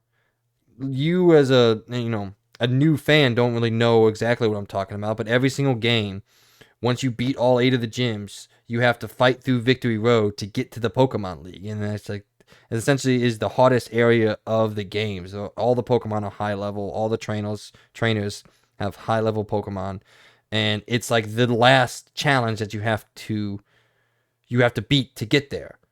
Well, I just stumbled upon the Pokemon League. I took a left outside of the main city, and I walked up this route, and I just thought I was exploring, and then they're like, oh no, this is the Pokemon League. Come back when you beat all the gyms. And I was like, oh. So Victory Road just doesn't exist anymore, apparently. So, yeah. Like I said, I would have given Arceus a 6 out of 10. I would have to give this game lower. If I put my, well, not if, but when I put my final score in this game, unless something drastically changes, they put out a patch that makes this game perfect and they update all the textures in the game. This game is not going to be over a 6 for me. Like, it's just not good. It doesn't deserve to be an above average game. It doesn't deserve any trophies on a scale, in my opinion. Like, this game is just a poorly executed, poorly conceived, poorly thought out video game that should never had transpired and should never had been what it is currently. And that sucks. You were talking about being disappointed conceptually. Imagine me. I'm disappointed on every level, other than those disparate moments where I have that Pokemon love and Pokemon feeling. Like, I am disappointed on such a massive, dramatic scale that I can't actually recall a point that I was this let down by a game before. I mean, that's fair. And it honestly just looks like a big disappointment, but it sucks. I still plan on getting it for Christmas, hopefully. Oh yeah, absolutely. I'll let you know what I think if me and Amy get it. So. I think you might have a little bit more enjoyment of it because the open world is cool from a conceptual standpoint. For me and the fans not the fans, and the fan that I am, I don't love how big it is, even if I can have really cool moments within the open world and within that game. But there's just so many things that aren't there anymore that I think should be there and definitely could be there. Like, there's no dungeons anymore in this game. Like, there's no Diggit Cave, there's no Mount Moon, there's no like, I can't even think of the name, man. I'm so like angry and heated over here. I can't think of anything. But there's no dungeons anymore in this game. You just walk in. There's these caves within the open world, which is cool. I guess those are the replacements for the dungeons. But I'd rather have actually like handcrafted dungeons like we used to have in the older games. And I'm sitting here at loss for words, at the same time having a shit ton to say. Like I said, I've been playing tug of war with myself for a week now. I don't know where to go or what to think, other than the fact that this is not what I want from Pokemon. I don't think this is honestly what most fans want from Pokemon. The online discourse has been vitriolic to a point, but I don't even think it's undeserved. Obviously, don't make threats. Don't be mean out there. People who make threats to developers because they made something bad, you guys are dickheads and you're assholes. Don't ever make a threat to somebody online, ever. But you can be disappointed. You can voice that disappointment in constructive ways. So I guess to end out the conversation, if you have no more questions, is that my subjective view on this as a long lifetime fan of Pokemon is it still has those moments. It still has those highs that all the Pokemon games have for me. My objective viewpoint, so a point coming from a critical perspective, this game is broken like no other game has been broken before that I've played. And not just on a visual or technical level. I think it's broken a lot of ways in even its structure. It does kind of make me wonder if Pokemon would just work with Nintendo and actually, I don't know. I know obviously Pokemon doesn't want to be bought by Nintendo, but it almost makes me wish that Nintendo could, because then they could probably use some of their talent to help them make what they were trying to make. But it clearly can I could tell that these developers don't know what they're trying to make. Like they have an idea and it looks like they put a drawing, they got a white drawing, they wrote down these ideas like, oh yeah, sick, this is gonna be the best Pokemon ever. And then they gave themselves 7 months to probably make this game. And that's just not enough time. I mean, maybe it's been a year. I don't know. Maybe they split it between two teams. I don't know how long they actually worked on this game, but it clearly wasn't enough time. And it almost makes me wish that they would work with Nintendo, actually work with them, which is, I still think it's super weird that they're not owned by Nintendo, and yet they only release their stuff to Nintendo, and they don't even like seem to want to work with them, but yet they only sell their stuff with them. I just think that's so weird. Like, like have maybe, I don't know, work with the Zelda team or something. Like clearly Breath of the Wild, they did something right. They knew what they were building. They knew what software they were building for, which makes this even more crazy because Pokemon's only made for the Switch. So they understand first and foremost what the only software they're building for, and they still can't even build this game correct. Like they have one thing to build for when all these other developers in this world are building for much more and huge amounts of different systems and varieties and everything, and yet they can pull it off.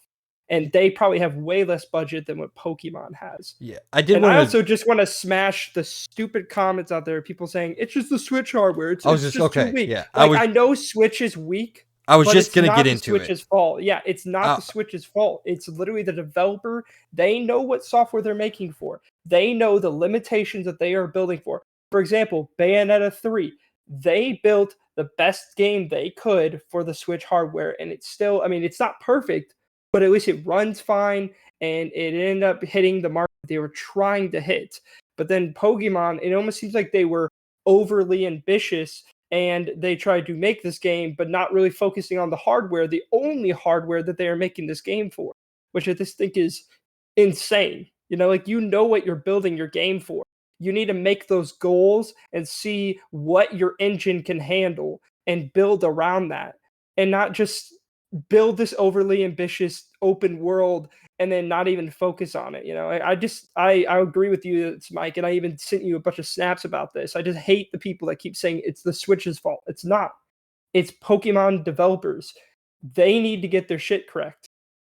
They need to have goals set, and they also just need more time. Give them more time. Like, you have all this money in the world. Let them take their time to make this game. I bet if this game maybe had maybe 2 more years in the oven, it would probably be better, hopefully, than it was. I did want to probably have more time. I did want to address that. That's something that I forgot to address. Is essentially the Switch versus Pokemon debate. And I'm of one uniform mind, but my opinion kind of takes like two different perspectives and conjoins together. So here's what it is. We have reached the point now that the Switch is a lacking console. It's an underpowered, lacking console. We've seen that all throughout the year. You mentioned Bayonetta. Bayonetta was built for the Switch, yes. But you could tell, at least from the videos and some of the things that I've watched, that game wanted to be more than it was. But it wasn't allowed to be. And you said it perfectly. You said they built it for what they could. So it is to the point now that the Switch needs an update. It needs a change. It needs to be another thing. There needs to be something different. This game is not the Switch's fault. Like you said perfectly. Breath of the Wild, from 5 years ago, 5.5 actually at this point, runs better, looks better, and is better in every conceivable category than this game is. And I actually earlier in the review, you asked me for like a size comparison. I think in my head, I was thinking this game is probably, at least from the way it feels and what I've explored, probably about half the size and world design of Breath of the Wild. I could say that's probably an accurate, a very rough, but a semi-accurate perspective on the size of this game. Yeah, and that's not it too. It's not just Breath of the Wild. They have Xenoblade. They have made gigantic open motherfuckers out there. Excessive amount of details. The Witcher 3 runs on the Nintendo Switch, you fucking idiots. Stop blaming it. And I just said, it is of my opinion that the Switch needs to die. There needs to be something new so we can stop having this debate of its developers versus the console. Like, it's clear, even in The Witcher, that the console's not very good. The Witcher is an ugly game on the Nintendo Switch. It's clear that, in my opinion, again, my opinion only, the Switch needs a massive upgrade, and there needs to be something else. 100%, in my opinion. This is not the Switch's fault in its entirety, or even in any sort of minuscule perspective. Skyrim runs on the Switch. Like, come on, guys. Be smart out there. Be intelligent. But yes, I said, my end thought is this game is 100% on the developers. Whatever happened, whether that be excessive laziness, lack of talent, whatever's going on over there, lack of drive, lack of ambition. Well, I guess it's not really a lack of ambition because it is technically an ambitious game, but none of it's executed, right? Again, I don't know what happened over there, but something has to desperately change for the next entity. And Nintendo needs to come out with another Switch. Both of those things need to happen within the next 3 years, if not way sooner. And I really do hope Nintendo Switch does come out with a new system pretty soon, because it really just needs to happen. But I know why they aren't, because it's still selling like hotcakes. Switch is still doing very good, and some of their games are coming out and still look very good, in my opinion. But yeah, like this game, just I think people need to stop making the dumb argument that it's a Switch fault. It's not, because this game isn't that overly ambitious, in my opinion, especially when you look at the Breath of the Wild and you look at the Xenoblade, which are both first-party games made by Nintendo. Those games look excessively better than this game, have so much more going on, so much more detail, and the worlds are bigger than this, and yet they pull it off. And so it's like, it's just really Pokemon needs to get their shit done and put goals down, and also try to not come out with 2 first-party full-on Pokemon games in the same year. That was just a dumb move altogether. I was very surprised when they did announce this game, and I was even more surprised that it was actually still going to come out this year. I thought it was going to get pushed back. So I was like, there's no way they're able to come out with not only Arceus, but also this game. And when I heard all the crazy stuff that was happening for this game, I'm like, dude, that's crazy. There's no way. And I remember us first seeing the trailers and seeing the windmills. That already kind of had me scared, because I'm like, oh, this could be like Arceus. And it ended up being way worse. So, yeah, that just sucks. Because even for not a Pokemon fan, like, this game looks fun. You know, like, I'm probably, if I do get it for Christmas, I'll still be playing it, and I'll let you know what I think. But it just disappoints me, because this could have been, it honestly really could have been one of the best Pokemon games. I mean, we talked about it. Time. We talked about what they were talking about and some of the things that they were discussing. This had the chance to be the best of everything, to be the best of what I like, to be the best of what you like, and new fandoms that came in with Arceus. This had a fairly good chance to be the best of everything, but none of it worked, in my opinion, outside of the few fleeting moments of enjoyment that I get from getting lost in this world. And who knows, maybe in the next 20 hours or so, now that I have a bunch of the gyms done, I have a whole team, I can start enjoying it. But I also feel like in the same breath, I'm kind of on the downturn. Like, my starter's at level 50. I have a whole team of 40.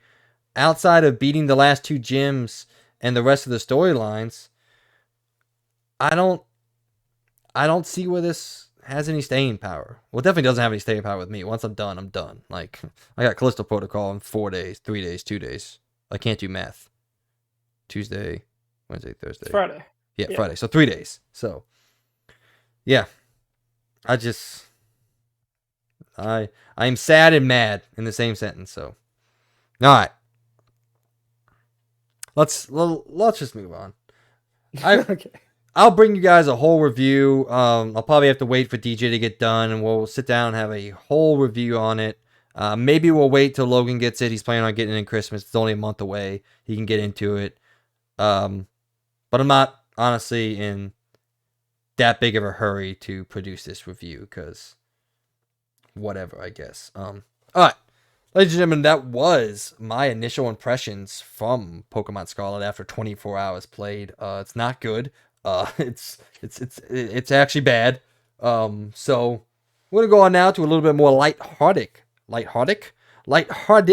discussion. Logan and I just want to throw out a couple ideas out there for games that we want to see get the full-on remake treatment, and I have a couple right off the bat that I know I want a full-on remake of, and one of them is a game that we just recently played. Well, not the original game, but like in the same series. Sony, get Bluepoint to make a full-on ground-up remake of the original God of War, please. Can we get that? Is that too much to ask? I don't think it is. We need it, especially with how massive God of War is right now in the grand scope of things. That would be a slam dunk. I guess it doesn't have to be Bluepoint. It could be anybody, but Bluepoint does it really good. So that would be pretty sick to see all the God of Wars remade. All of them, classic. Okay. Yeah, That's a little ambitious. That may be a little bit ambitious. Yeah, but maybe the first one at least. And then if that does really good, then the second one, and then the third one. That'd be pretty nice. And then even more crazy, the PSP games. But that's very ambitious. Yeah, I mean, if all 5 of them just come out with a remake, that'd be cool. I mean, it makes sense. Mind-blowing. The stories link together very nicely. It'd be kind of cool to play all those in the same visual style. But yeah, I think that's my most requested in my head. Like when I think about that question, when I think about what I want, that's like the number one game that I would want because it's short, it's sweet, it can't be that difficult to do. I mean, yes, you got to make brand new textures for everything. I understand that, but like the structure, the gameplay, and all that would maintain the general sameness, but just look a lot better. That's all I want because I still think the original God of War plays fantastically. So yeah, that'd be pretty sick. I'd be down for that. What's one of them you got? It's a hard one. There was a game I had in mind. And again, here we're talking about things that we think actually deserve to get remade, not just games within the past 10 years that we want a small visual upgrade for. Last of Us. None of that. And none of the rumored Horizon remake. Don't stop. Please fucking stop remaking games that came out less than a decade ago. Or even over a decade ago. Remake things that deserve to get a remake. So what I mean by that is maybe something that is really good but underappreciated in a way, and you want to reach a brand new audience. Those are games that deserve to get a remake. One game I would like to see a remake of, and I know you don't franchise that, but I think it'd be pretty badass to see Fallout New Vegas get. If Fallout New Vegas had a complete, just beautiful makeover, and they updated the gameplay to actually feel a lot better, so the gunplay is actually more viable and everything, and maybe add some new systems in there and everything. I think that would be a very, very, very cool game to be completely remade because the game is very, very good. The only big problem with me, obviously, is just the gunplay sucks. It's absolutely god awful. It's basically either VATS or nothing because it's the aiming down sights in that game is terrible. But the game itself is one of the best Fallouts that ever came out, other than I believe the first two, which are classics. But I like this one more because it's third person and everything. It's the more modernized Fallout, but it's also the best of all the modernized Fallouts because it actually has, in my opinion, the best world. Because literally, it's just like Skyrim. You kind of just get dropped into this world, and they say, "Go," And then you just do that. You just go in a direction, and yeah, there's still an overall story and a mission to it, kind of like how Skyrim is, where it's like it tells you to do these missions, but it also just kind of says go explore this world. It's not a story mission thing where you have to be on top of it. It's not, hey, I got to go find my son. Oh, I got to find my dad, which is pretty funny because that's what Fallout 3 and Fallout 4 is. Fallout 3, go find your dad. Fallout 4, go find your son. But Fallout New Vegas, you got shot on a courier mission. Okay, well, go figure it out. That's it. Like, and it's not something you have to like be there right then and there. It's not a story that's like making you feel bad. And I know you don't have to feel bad, but it's not like, like, oh, I probably should be going to do the thing to save my son, or oh, I should be trying to go do the thing to find my dad. This is more like you just kind of explore, but everywhere you explore, they kind of give you little hints too about, you might ask some questions about your courier thing, or maybe you're just exploring a whole entire other thing. Maybe you're talking to them about like, okay, like what's happening here? What's this whole relationship? Why is there this battle between these two different factions? I just think that'd be a really badass remake, in my opinion. And if Xbox did end up remaking that game, I would be unbelievably hyped for that. And they could even add all the DLC content, maybe some new content in there, really up those graphics and everything, and then add mod support like they did for Fallout 4 and Skyrim Special Edition. It would be amazing. Like, I think that would be an awesome freaking game to see a remake treatment to, in my opinion. All right, let me throw this one at you. I was thinking about it when you were talking. Sony needs a first-person shooter, right? Mm-hmm. I would say not desperately yet, but in the next 5 or so years, I feel like they're desperately going to need at least a shooter, an FPS that they can put their own stamp on. Why not get that started? I'm not saying this is the end game, this is the solution. I feel like they actually need to make something brand new that we can hook our teeth into. But why not start with a remake of the original Killzone? Dude, I knew you were going to like I that would be one. so hyped if they did that. Because Killzone... Especially Killzone 2, man. No, Killzone 2 no. Remake the slaps, original. man. Because Killzone 2 is fantastic on its own. It doesn't need a remake per se. Not even really visually, I think. I watched a video on that the other day. I'm like, this game, while not impressive by today's standards, it's still a good-looking video game. But the original Killzone looks old, plays old, feels old, and structurally wasn't anywhere close to what 2 and 3 were. Remake that game. Give Sony fans, give us out here something that we can champion, I guess, if you want to get poetic with it. And give us some hope that Sony can actually make an FPS that's worth a shit. Granted, yes, it's a remake of an old game, but it would be a way for them to dip their toes back into the genre that they've left behind for almost an entire genre at this point. Oh, sorry, almost an entire generation at this point. Yeah, because Killzone, literally, that was like the only really first. Yeah, was Shadowfall. Yeah, so Shadowfall was a PS4 launch game, so yeah, we haven't had a first party FPS from Sony since then that I can recall. I mean, I consider myself to be a decent historian on PlayStation and Sony, but I cannot recall another first party, at least, FPS that they have published, developed, and produced. I think a good, very smart idea, including what you said, go for the Master Chief Collection idea. Remake the first game, but then also bring Killzone 2 and 3, just up-res them, make them run like 60, 120, and then add all the multiplayers in. So then you have this one big platform. You can go in, you can play all the campaigns, and then multiplayer, if you want to play all of them online, just you could play them. That would be amazing. Because I love the Master Chief Collection for that. I know at the beginning and probably the first year, it wasn't great, the online. But now where it is, it's amazing. Because you could just go in, you click play, and it'll put you into any Halo and any kind of multiplayer, especially Halo 1 that never actually got online multiplayer. That would be sick. So just think of the fact that you could go and play all the Killzone multiplayers in one platform, one game. And then you could just, like do quick player that, or you could do private matches and all that. And then you could also play all the campaigns all on that one platform. That would be sick. I would totally be down for that if they did something like that. Will they? Probably no. But would it be cool? Yes, in my The opinion. the one thing that I agree with you on there is not something that you said outwardly, but you omitted, and I agree with that omission, is we don't need Shadowfall. Shadowfall, No, we don't need that. No. it didn't suck, but like it just wasn't good. Yeah. It looked really good. It was visually super impressive, especially at the time, and again, still today.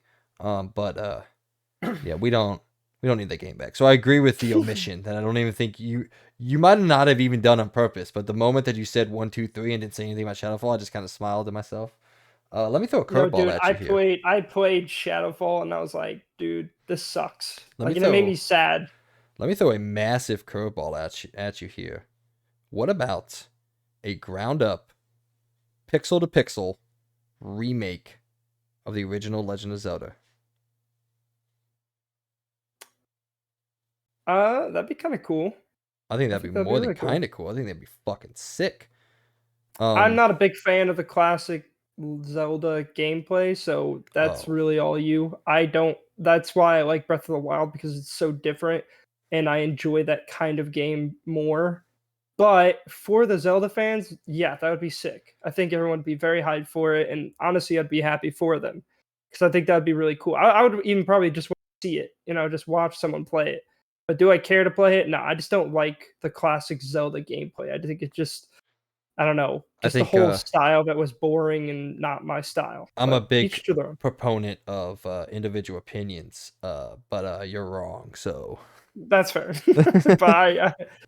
But what's something else you got? Let's get a couple more in here before we move on. yeah. You got anything from Um, Xbox's history? Something that I'm self-proclaimed not super knowledgeable about, especially like the original Xbox. I know almost nothing about that console. that's fair. Um, I would like to see Conker's Bad Fur Day get a full remake. That game was absolutely sick, and I loved the remake that they kind of did on the Xbox original. So, because Conker's Bad Fur Day originally was an 64 game from Rare Studio, and then Xbox original they came out with a remake, which was Conker's Bad Fur Day. So I can't remember the last part of it, but that game was sick because not only did it come with the campaign completely remade with, in my opinion, better visuals and everything, and they updated a few things to make it less tedious and everything, and just the whole story was really really cool. But they also came with what I thought was really good multiplayer, and it was really sick. It was kind of like it's kind of how it was set up was like these mission based things where like it's kind of like how Battlefield's Rush mode was kind of set up. Or there's another game that has a better comparison to it, but basically it's like Rush mode where there's two different teams with classes, and you got to like do these objectives to break in while the other team defends the entire time. If they could remake that, that would be sick. And then maybe add more multiplayer stuff and update it a little bit better. Maybe add a lot of things. But the freaking multiplayer in that game, I never got to play it online because again, I never played online on the Xbox original. But I imagine back in the day, actually having online and playing that would probably been really fun.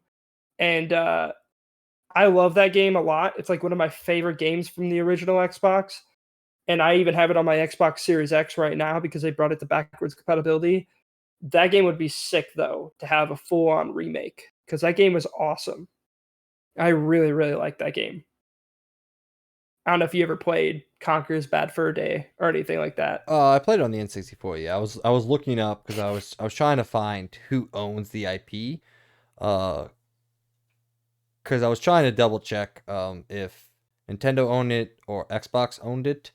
And I couldn't really find any definitive answer. It appears to me that Rare is actually the owner of the IP. So yes, it could be an Xbox exclusive, a remake or a new game of that, but I couldn't find any 100% knowledge on that. So who knows who owns the IP?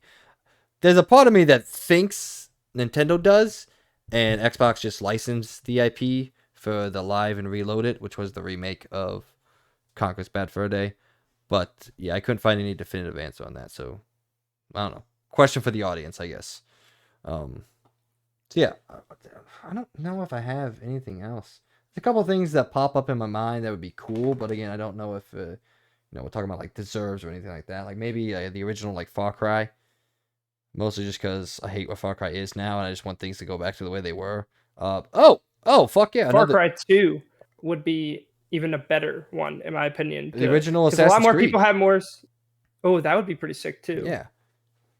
But they Now, can't seem to make remakes. I don't trust Ubisoft anymore. now we're just getting into the point that we just want remakes for the sole purpose of for things to go back to the way they were. Honestly, Yes. yes. Speaking of Ubisoft and remakes, did you hear that even more bad news is coming out of the Prince of Persia remake? That it at least appears from an outside perspective that it's just not happening. Like they just scrapped the entire thing and they don't even know if they're gonna retry it again. They might as well just scrap it all together, man, because like it god awful when they first showed it, and I just don't think it's worth it at this point. Just like Skull and Bones, just scrap that crap, man. It's just ugh. I don't want to see. I'm just. Well, I think Skull and Bones is unscrappable just based off the amount of money they yeah, put into that's it. fair. Like, I don't think That's they put fair. a whole lot of money into the Prince of Persia remake, but we know for a fact that they've dumped money into Skull and Bones, so I don't think that's a scrappable game. But who knows? DC canceled a movie that was done. Who the fuck knows what goes on out there? We also never talked about Dead Island 2 getting pushed back too, by the way, next year. I forgot we didn't. Mostly because I don't give a shit. That's fair. All right, man. I'm curious about the game, but that's about it. Yeah, that's fair. I mean, I have a slight passing curiosity, much like I did with Sonic Frontiers. I just want to see how it's received. Oh, by the way, I did think about another dig for Pokemon. Sonic Frontiers has less poppin' than Pokemon Scarlet and Violet. I'm confident in saying that. Dang. I mean, you've seen the Digital Foundry video, like yeah, the way that people walk, the textures on the ground. Like, I don't even know if I could actually call them textures. It looks like they put a green coat under some paint scribbles. But yeah, I don't know, man. I don't want to talk about it anymore. It sucks. All right, let's jump in the news. Let's knock it out real quick.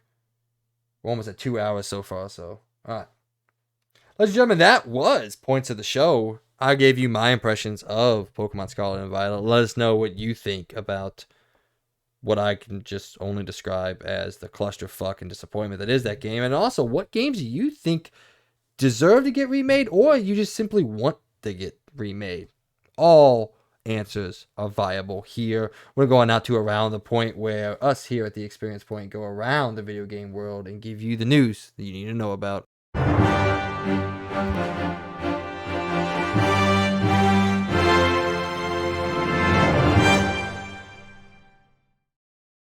All right, not a lot to really go through here. We wanted to make this a very impressions-based episode and just kind of hang out for a little bit, talk about some video games. But we do have a couple things here and there, mostly about sales and player base, I guess, which is, I guess, a correlation to sales. So, number one on Around the Point is the sales of Pokemon Scarlet and Violet and God of War Ragnarok. Both games are selling extraordinarily well for their respective producers and developers.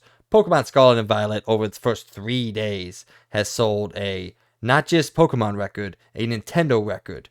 10 million units, making it the fastest selling Nintendo game ever made.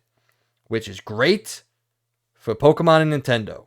It sucks for the ideology behind this game, and that's something that has launched this poorly and this ill-conceived of a video game still sold 10 million copies in 3 days. Considerably made all the money and then some. This game probably sold enough, not probably, I know a little bit about economics. This game has sold enough in 3 days to fund the next game.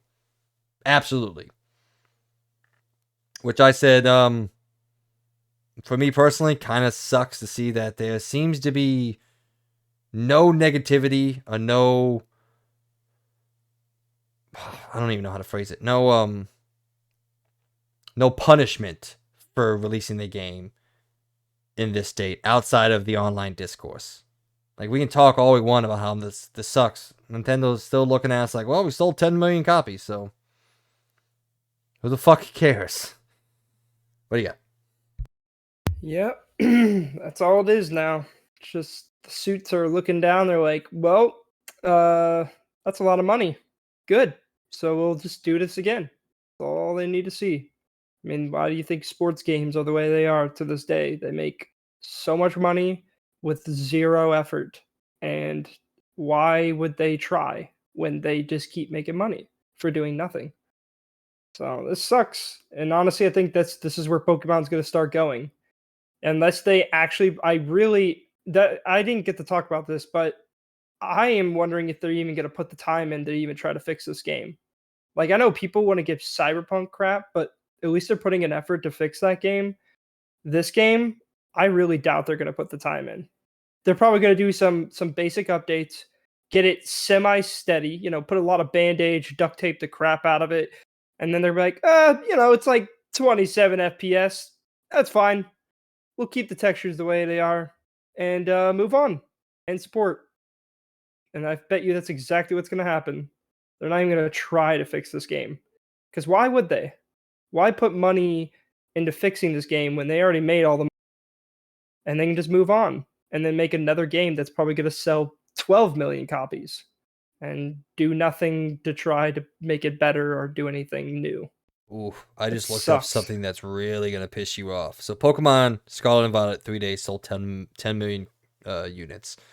Pokemon Legends Arceus, up to the point of this singular website that I'm looking at, they've updated it, has sold 12.6 million. Yep. It's 2 million away from beating a better game. In my opinion, it's still not a good game, but a better game. Pokemon Sword and Shield, for reference, sold 24.2 million copies so far. Damn. So we're probably going to break that unless we see something akin to like Cyberpunk, where it saw a massive, massive drop-off based off the reception of the game. Now, you remember in its first like month or week, I don't remember what the timeline was, it sold like 18 million units, and then it barely, for the next couple of years, it only recently went past 20 because of the next-gen version and the changes, and then the show. It only recently went past 20 or 30 million now, so it completely halted its progress. So let's hope. Honestly, let's hope this happens to Scarlet and Violet. Let's hope they I really do too. See a dead stop in the sales. You want to hear something crazy?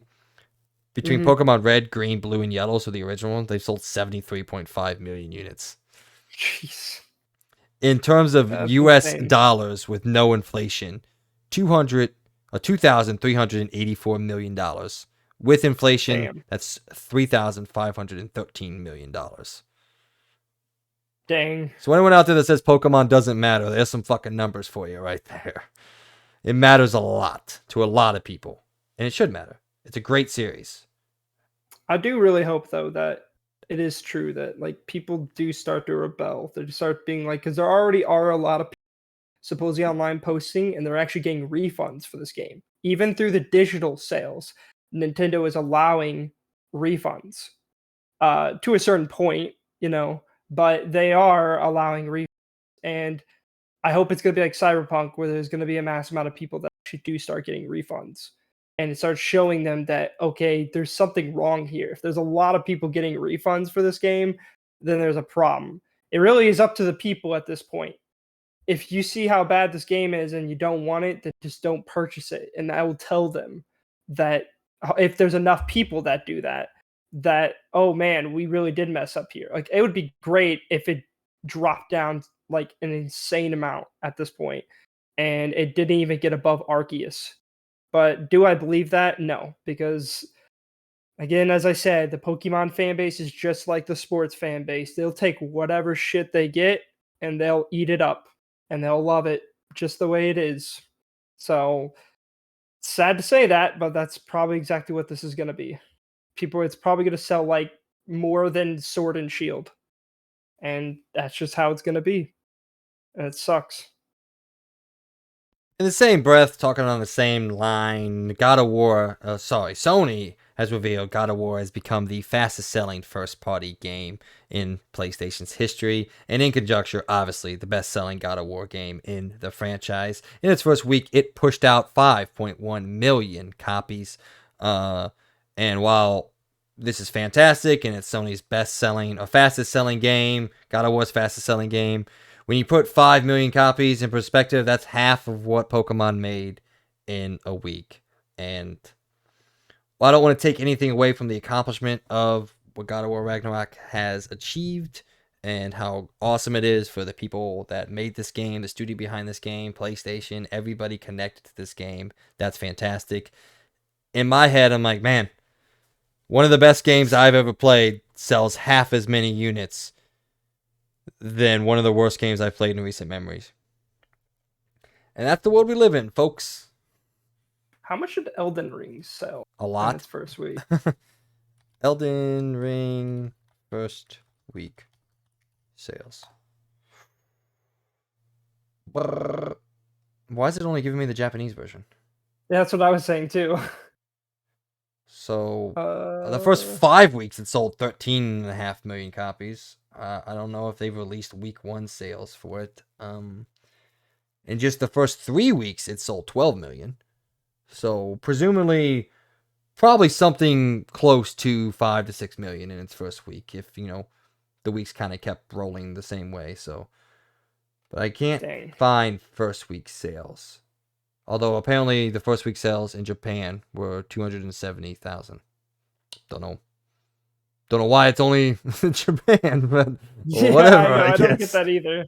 But yeah, I mean, both games have sold incredibly well. Both games deserve all the praise that comes with that sort of engagement of the player base. I hope God of War keeps selling massive amounts of numbers. And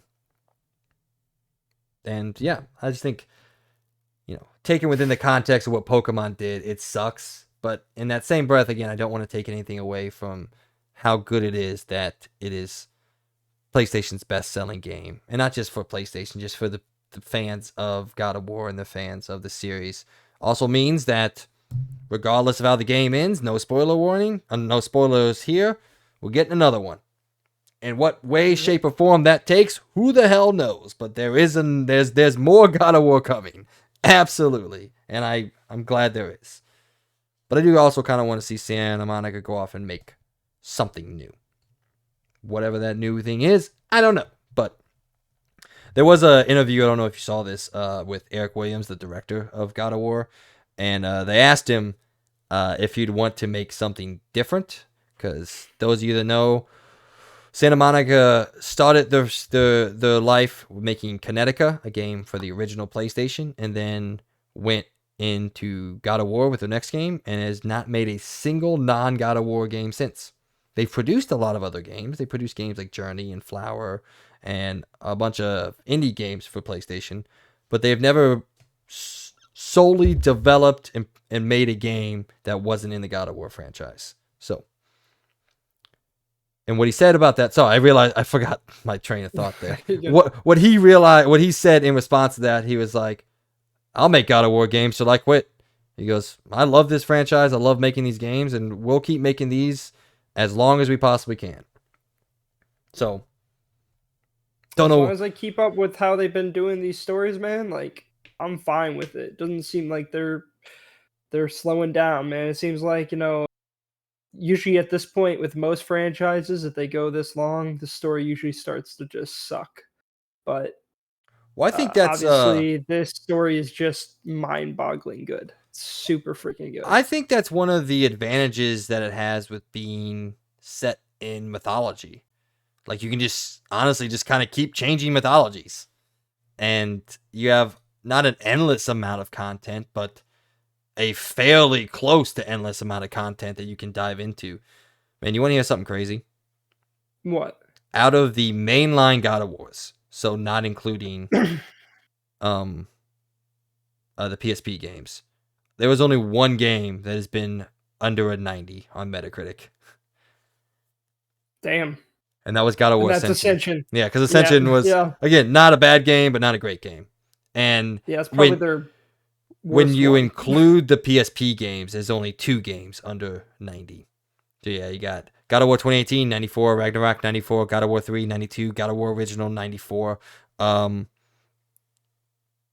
of War 2, 93, Chains of Olympus 91, and then you got Ascension at 80 and Ghost of Sparta at 86, which is complete bullshit. Ghost of Sparta is a better game than Chains of Olympus, so I don't even know if that one counts. But Really? I I haven't digress. played Ghost of Sparta, but I did play Chains of Olympus, and I freaking love that game, man. Yeah, oh It was no. so good. Ghost of Sparta has a much better story than Chains of Olympus. But again, they're both great games, in my opinion.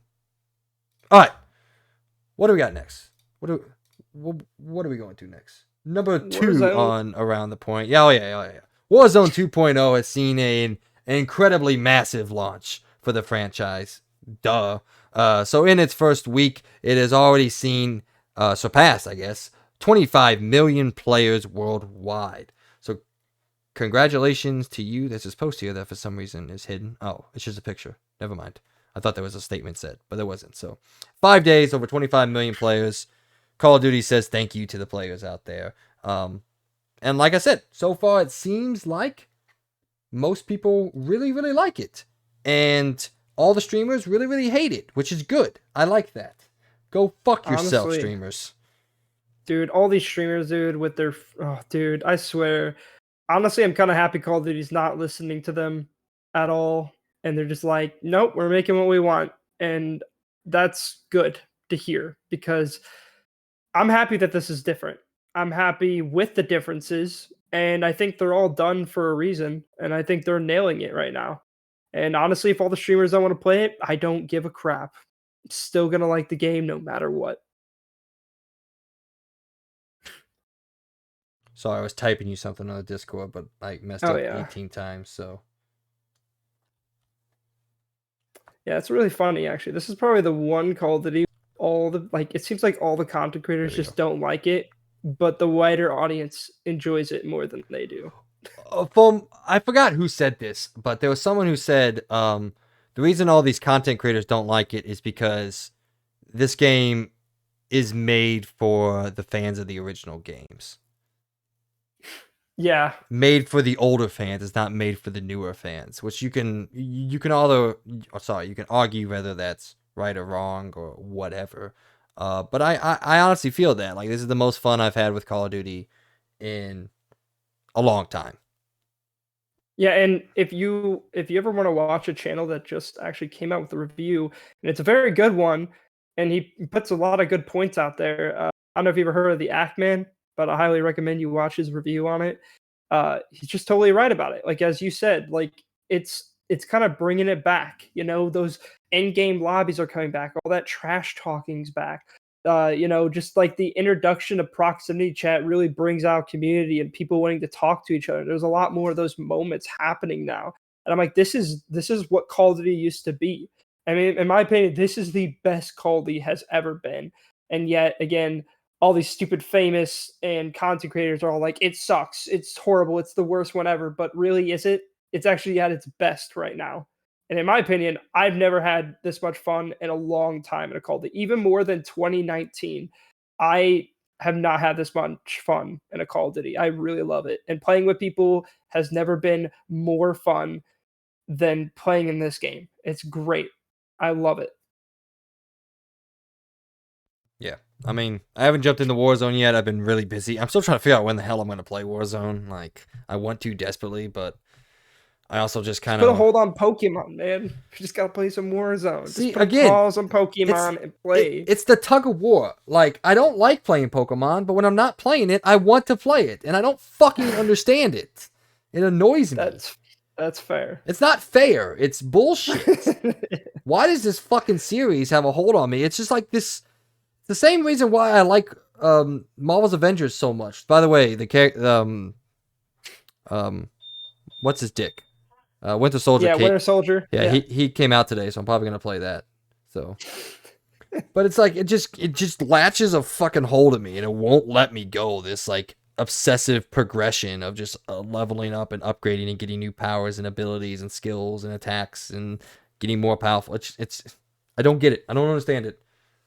Hey, it's fine, dude. I don't blame you. I think everyone has that game that they're not comfy with saying that they love, but then they do. Oh, not or at least not the, but you like it just because, I used to be 100% comfortable saying I love Pokemon. I mean, I'm not uncomfortable with it. I just don't like this game as much. I haven't really. I'm in Avengers. Oh, obviously okay, you can be comfortable with saying Pokemon. I mean, everyone you could say you like Pokemon no matter what, but I mean, Avengers is just a wider thing of everyone hates. But it's just one of those games. Like you enjoy it, which is cool. Like I know there's a game I play that I can't think of right now that I play that's not great, but I love it to death.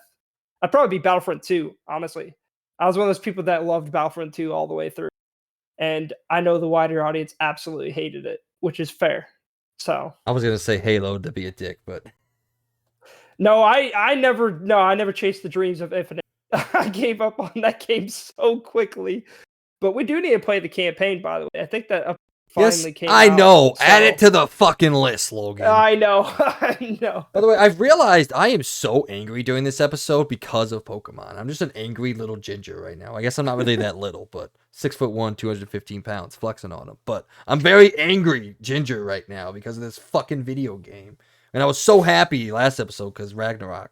I was so thrilled. I just want to talk about great things. Now, all I want to do is talk about shit. About everything. By the way, have we gotten our weekly jab at Ubisoft in? I think we talked about the fact that, yeah, we did. Yeah, we made fun of the remakes. Yeah. Ubisoft, like, you fucking suck. Fix your shit. All right, last little news update before we go on to the wrap-ups here. We had some more Witcher news throughout the week, both on the Witcher Remake project and the Witcher 3 Next Gen, which we talked about last episode, finally getting released, coming out on December 14th, 2022. Some of the updates that we got, ought to be expected. Obviously your visual updates and things like that. Hey, 60 frames a second. I guess we can't rely on that anymore, but 60 frames a second for the Witcher 3 Next Gen update is coming, along with ray tracing support on PC and on Next Gen consoles, including the Series S. So good on the Series S. Some other cool things. They've announced they will have a brand new armor set dedicated to look like the Netflix series. That includes Henry Cavill's look for Geralt and an alternative outfit for Dandelion, making him look more like Jaskier from the game. From the show. Haptic feedback will be added to the PS5 version of the game, vibrating the controllers in a different way when players clash swords with enemies or cast magic. I guess this game can do it, but God of War can't. There you go. Other quality. Yeah. See, I can talk shit about things that I love. I talk about shit about things that I love all the time. Yeah. Some other quality of life improvements, running through some of the things. The way that you can access your signs, a la your magic in The Witcher 3, has been changed and adapted to keep you in the action. You can now just hold the left bumper or L1 on PlayStation to change the different signs that you can use, keeping you in the action and outside of the menus. The map has been updated with a new filtering mechanic, so you can get rid of all them pesky question marks, which I love those question marks. Don't take them away. Also, the mini-map has been updated, apparently, to be more dynamic, as it shows on-screen objectives. Which, wait, did it not show on-screen objectives in the original game? I thought it did. I'm pretty sure it did, but whatever. I guess it did. Fuck me. I don't know anything. And I guess it says here that it'll disappear to fully immerse you into the world unless you call it up. Some minor accessibility features have been added, including the ability to change the left stick to auto sprint instead of it being a face button prompt. Thank you. And more subtle setting changes. Apparently, they've also addressed a number of bug fixes in the quest and performance issues, alongside various models of foliage and other background features. So, like we should, we're getting the best version of this game. Great. We're getting the best version I'm going to finally beat it. Are you? Yeah. I told you at the beginning of this year, I said, not only for Last of Us, I said if Last of Us does get a remake, I was going to, since it got released, I said I was going to beat Last of Us. I beat it. You did. Now Witcher 3 is coming out with its best version yet. I'm going to beat it. This is my time. I've been wanting to beat this game, but ever since I heard about this update, I'm like, I'm just gonna wait, and now it's finally coming out. So I think this is gonna be my next game I beat, because I'm kind of caught up right now. I don't have as many games as you want to play right now, because I don't want to play Callisto Protocol. I'll gladly watch somebody play it. Okay, hold on. You do want to play. You're just. I do want to play. I'm a scaredy cat. You're just a little bitch. I'm a scaredy. Yes. He said, smiling and laughing. But I am very excited for this. I can't wait, especially with all the new improvements. I'm definitely going to beat it this time. I'm just going to go in and I'm going to beat the whole thing. And Get then it done. early next year, are you going to play Resident Evil 4, the remake? Try to. Yes. You know what? I am. I'm Okay. gonna do it. I'm Okay. gonna do it. I'm gonna Good, good, power good, through good. it, just like I did for Last of Us. I'm gonna power through it How about because Last of Us even scared me. how about So that game scares me, oh, fair enough. There are dude. fucking creepy moments. It's not like Oh outright yeah, like horror inducing, like yeah, probably Callisto Protocol is going to be or other things. yes, But it does have its scary moments, especially with like the clickers and like you're trying to hide. But the Last of Us is very different as it gives you a lot of tools. So yeah. you gonna play Dead Space remake? No, absolutely not. If I It's can't so even play good. Callisto, there's no way I'm playing Dead Space either, which sucks, man. I really do wish I like him. Insane. They look great. They look super cool. And if I could get through it, man, I would totally play them. But I know if I purchased it and I tried to play it, I'd probably maybe get a couple hours in, and I couldn't do it. I couldn't do it. Like I would probably see one scary thing, pause the game, save, quit, done. I probably won't play for the rest of the week because it's scary games, man. They're hard to play for me. I can't do it. I remember I just vividly when Dead Space 2 came out. Eric and I sat down. Um, and you don't know because you haven't been out to my house yet. And by the way, that's not a dig. That's just a fact. My parents have like this Four Seasons room that's like heated and cool, but it's an extension to the house. And for a while there, I had made that like my little mini gaming setup. It had like surround sound, and I was hooked up all to the TVs.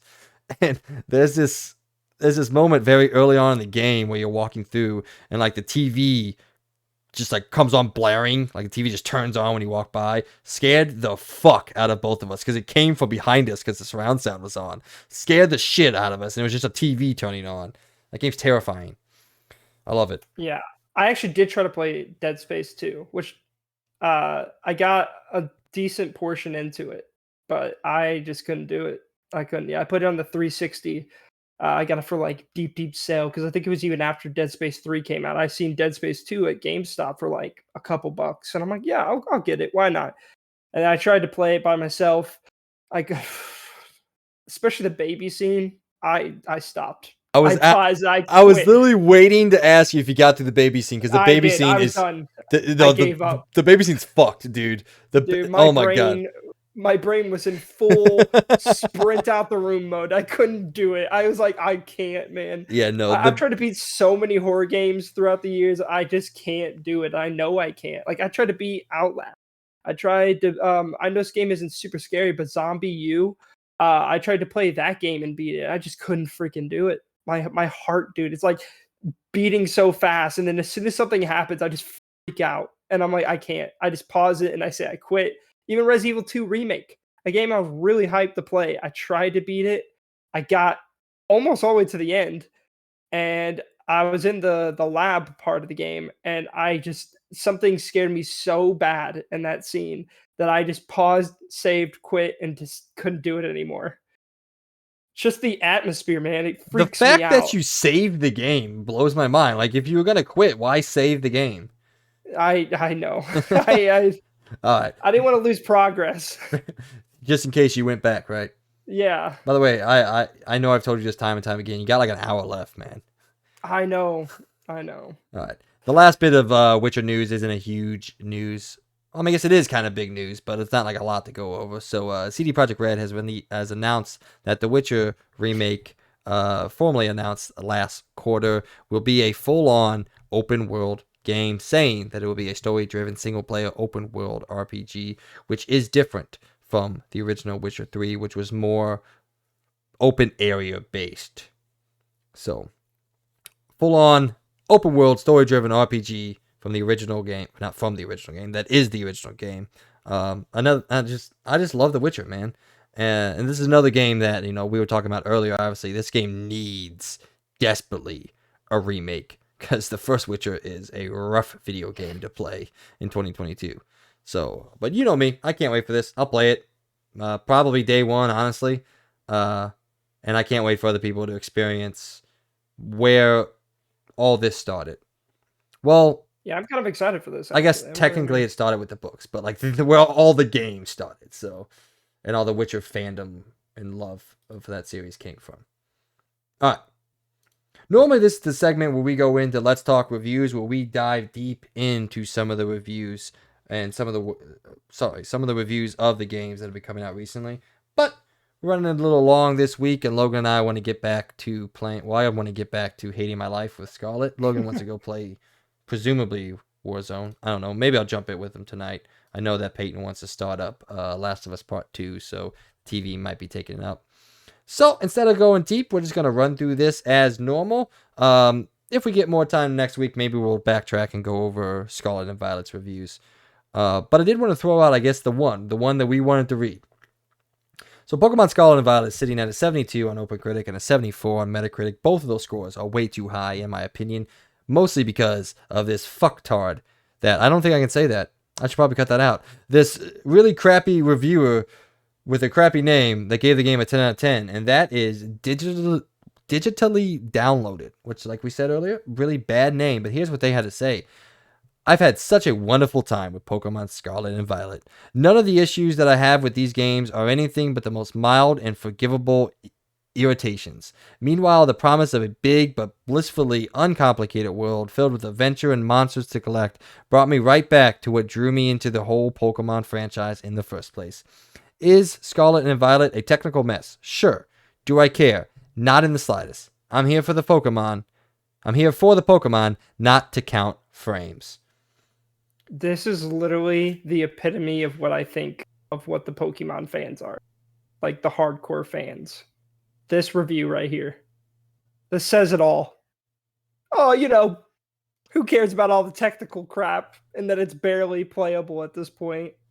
10 out of 10. It's got Pokemon in it.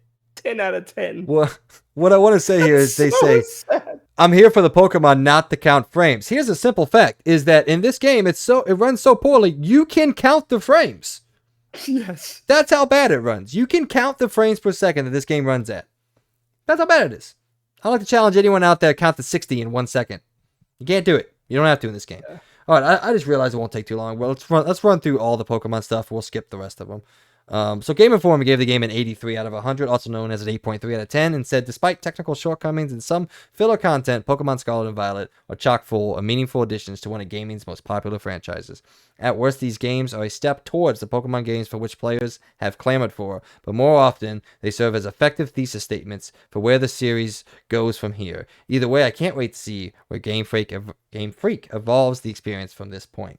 Nintendo Life gave the game a 7 out of 10 and said there are still plenty more ways we'd like to see the Pokemon franchise evolve, but Pokemon Scarlet and Violet has us excited about the series' future. We really hope Game Freak can figure out how to smooth out the series' ongoing performances issues on Switch, because they'll certainly rub some players the wrong way, and they're going to become a serious detriment over time. Scarlet and Violet is most fun and exciting when you're just exploring the world, and while there are many small new details and improvements to the Pokemon formula, it still plays it safe in a few areas.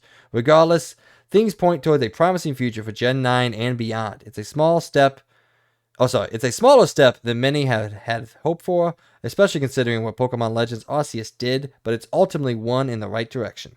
And then on the bottom end, The Gamer gave it a 4 out of 10 and said, ultimately, Pokemon Scarlet and Violet finally lets you experience a story in this world that doesn't feel out of place, marked with a tone of childlike innocence that for once doesn't diminish the seriousness of the subjects that it presents.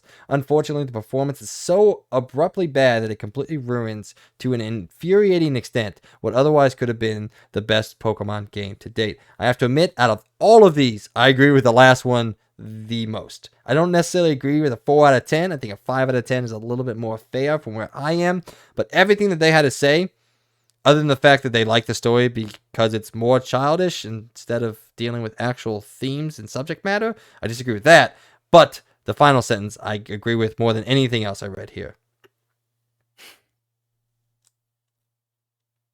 Do you have nothing to say? I don't really have much to say because I don't really know much of opinion I can give. Other than I still think the 10 out of 10 is just the best meaning of what a Pokemon hardcore fan is. Not really, because I'm a Pokemon hardcore fan. Pokemon fanboy. The bad side of the fandom. Yeah. Just fanboy, hardcore fanboy. Again, that's a 10 out of 10 digitally downloaded. That's what he is. It's something that I've always said to you throughout the entirety of our friendship. It's something that I will continue to say, and it's something that I don't understand why people don't get. If you're a big fan of something, if you're like a hardcore fan of something, why are you so laxed on it? Why don't you want it to be the best that it possibly can? That's why I'm so hard on Disney and Star Wars, because I love Star Wars and I know it can be better. I've been there when it's better. That's why I'm so hard on them with MCU. We were all there when it was better. I'm hard on Pokemon now because I've been there when it's significantly better, and so on and so forth. The things that I love the most, I want the best of. And I don't understand why people just ignore the faults in the things that they supposedly love the most. I don't get it. Yeah, I'm not a big fan of that either. Cause like I'm like I know probably most people know by now if you've been listening to our podcast. I'm obviously a big fan of the Xbox, and I'm a big fan of a lot of their properties. But I'm a very passionate person about Halo because that's the one game that really got me into gaming altogether. And Halo Infinite, and even their previous Halos before this, I love Halo so much and I want it to be great, and I do not protect their crap at all. Like I just don't. I want Halo to be the best it could be too. I want it to be what it used to be. I want it to be fun. I want the story to be great. I want all these interesting things to happen. I like the community usually, like the multiplayer. Um, but what we've been getting is just a lackluster garbage can, and that's what I think of Halo nowadays. I will not protect it. Like I want the best, and we haven't gotten anywhere close to what we had since 2011, I believe, with Halo Reach. That's the last good, amazing Halo that we've had, and it's sad.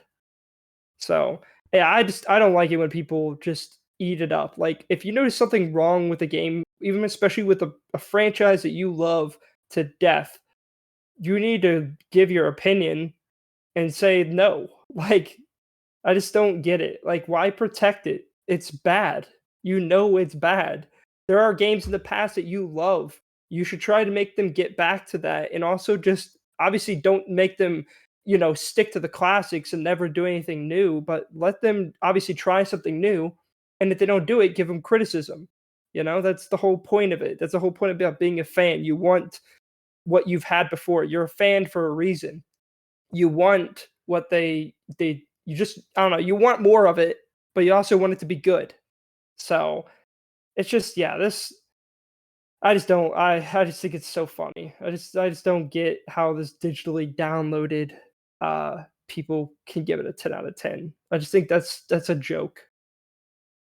Well, yeah, like you said, it really is a sounding call for that type of fandom, not just in Pokemon, just in the greater scale of pop Yeah, it's just a culture. hardcore fandom. Yeah, That's pretty much what of yeah. pop culture.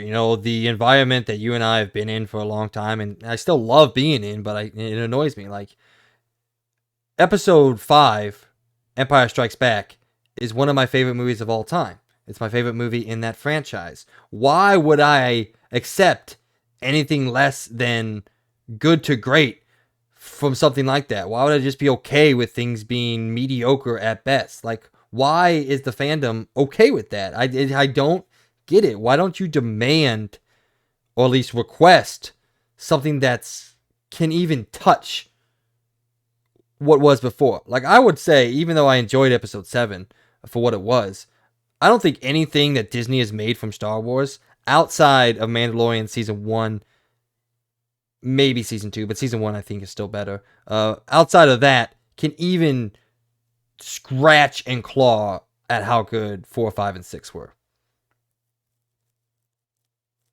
in my opinion. I mean, that's fair. In That's my fair. opinion. So, Andor is pretty good too. I'll tell you that. Not pretty good. It's good. It's actually really good. But yeah, no, it is really sad because like Disney owns this property. They bought them right out, and a lot of the stuff they come out with is just not great. And I just it takes me a lot to really despise most of the stuff they do, but I am just disappointed. But I guess it's just we get what we get, but I'm not really happy with a lot of stuff we get. That's why I don't watch everything they come out with. I just don't care for it. I mean, heck, I almost didn't even watch Andor, which I'm happy I ended up watching it, but uh, it makes me sad what they did to Kenobi in that. It's just bad. It sucks. I guess I feel a little lucky and blessed that I haven't had my Halo 5, Halo Infinite moment with PlayStation yet. At least from the ones that the franchises that I love the most. Yeah, God of War, Uncharted, Spider-Man, and Horizon. Granted, those last two are still fairly new, but I haven't had that moment yet where I'm like, oh, this is not what I want the franchise to be. So I guess I feel blessed. Not saying it's not coming. I'm sure it is coming. I'm sure there's going to be a game that PlayStation makes that I'm like, yeah, this is not what we want from this franchise. But for me personally, I guess I haven't had that Halo Infinite moment yet where I'm just like, damn, man, this is not where I want the franchise to be. So I guess cross my fingers, cross my heart, stick two needles in my eye. I forgot how that saying went. All right, let's run through the rest of these. Evil West, a game that Logan was very excited about, which in turn got me at least interested in it. And from what I see, this score seems a little low. But anyway, it's 74 on OpenCritic, 73 on Metacritic, with one of the lowest scores being GameSpot's 6 out of 10.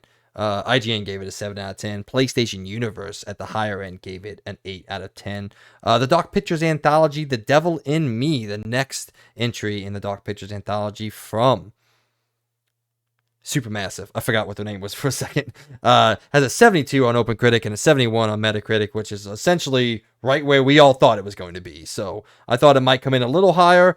But I believe you actually got a bullseye on this on our predictions because you gave in one lower than what came before.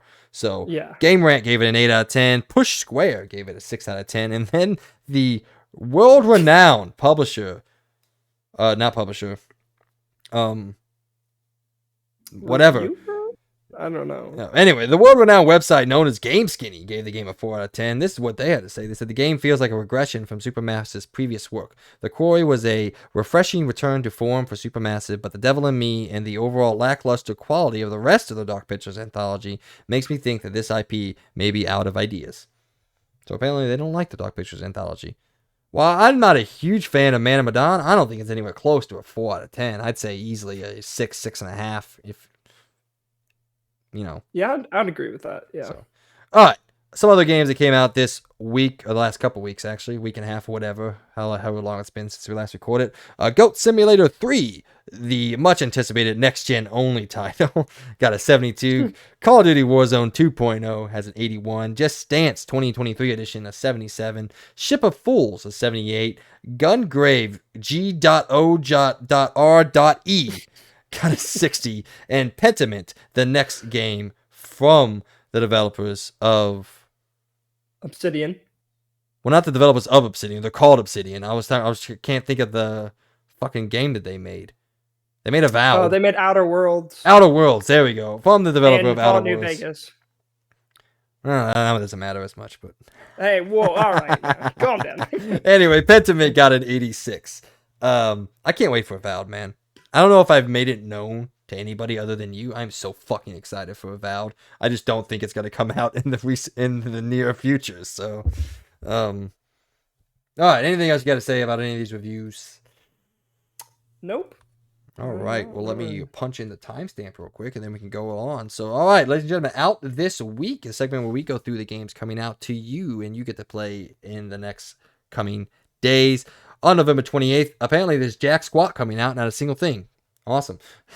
On November 29th, the day that we are recording this, The Last Days of Lazarus on PlayStation 5, Sable on PlayStation 5, Soccer Story on PS5, 4, Xbox X and S, Switch and PC, The Night Witch on PS5, 4, Xbox Series S and S, and Switch and PC. On November 30th, Front Mission First, a remake on Nintendo Switch, whatever that is.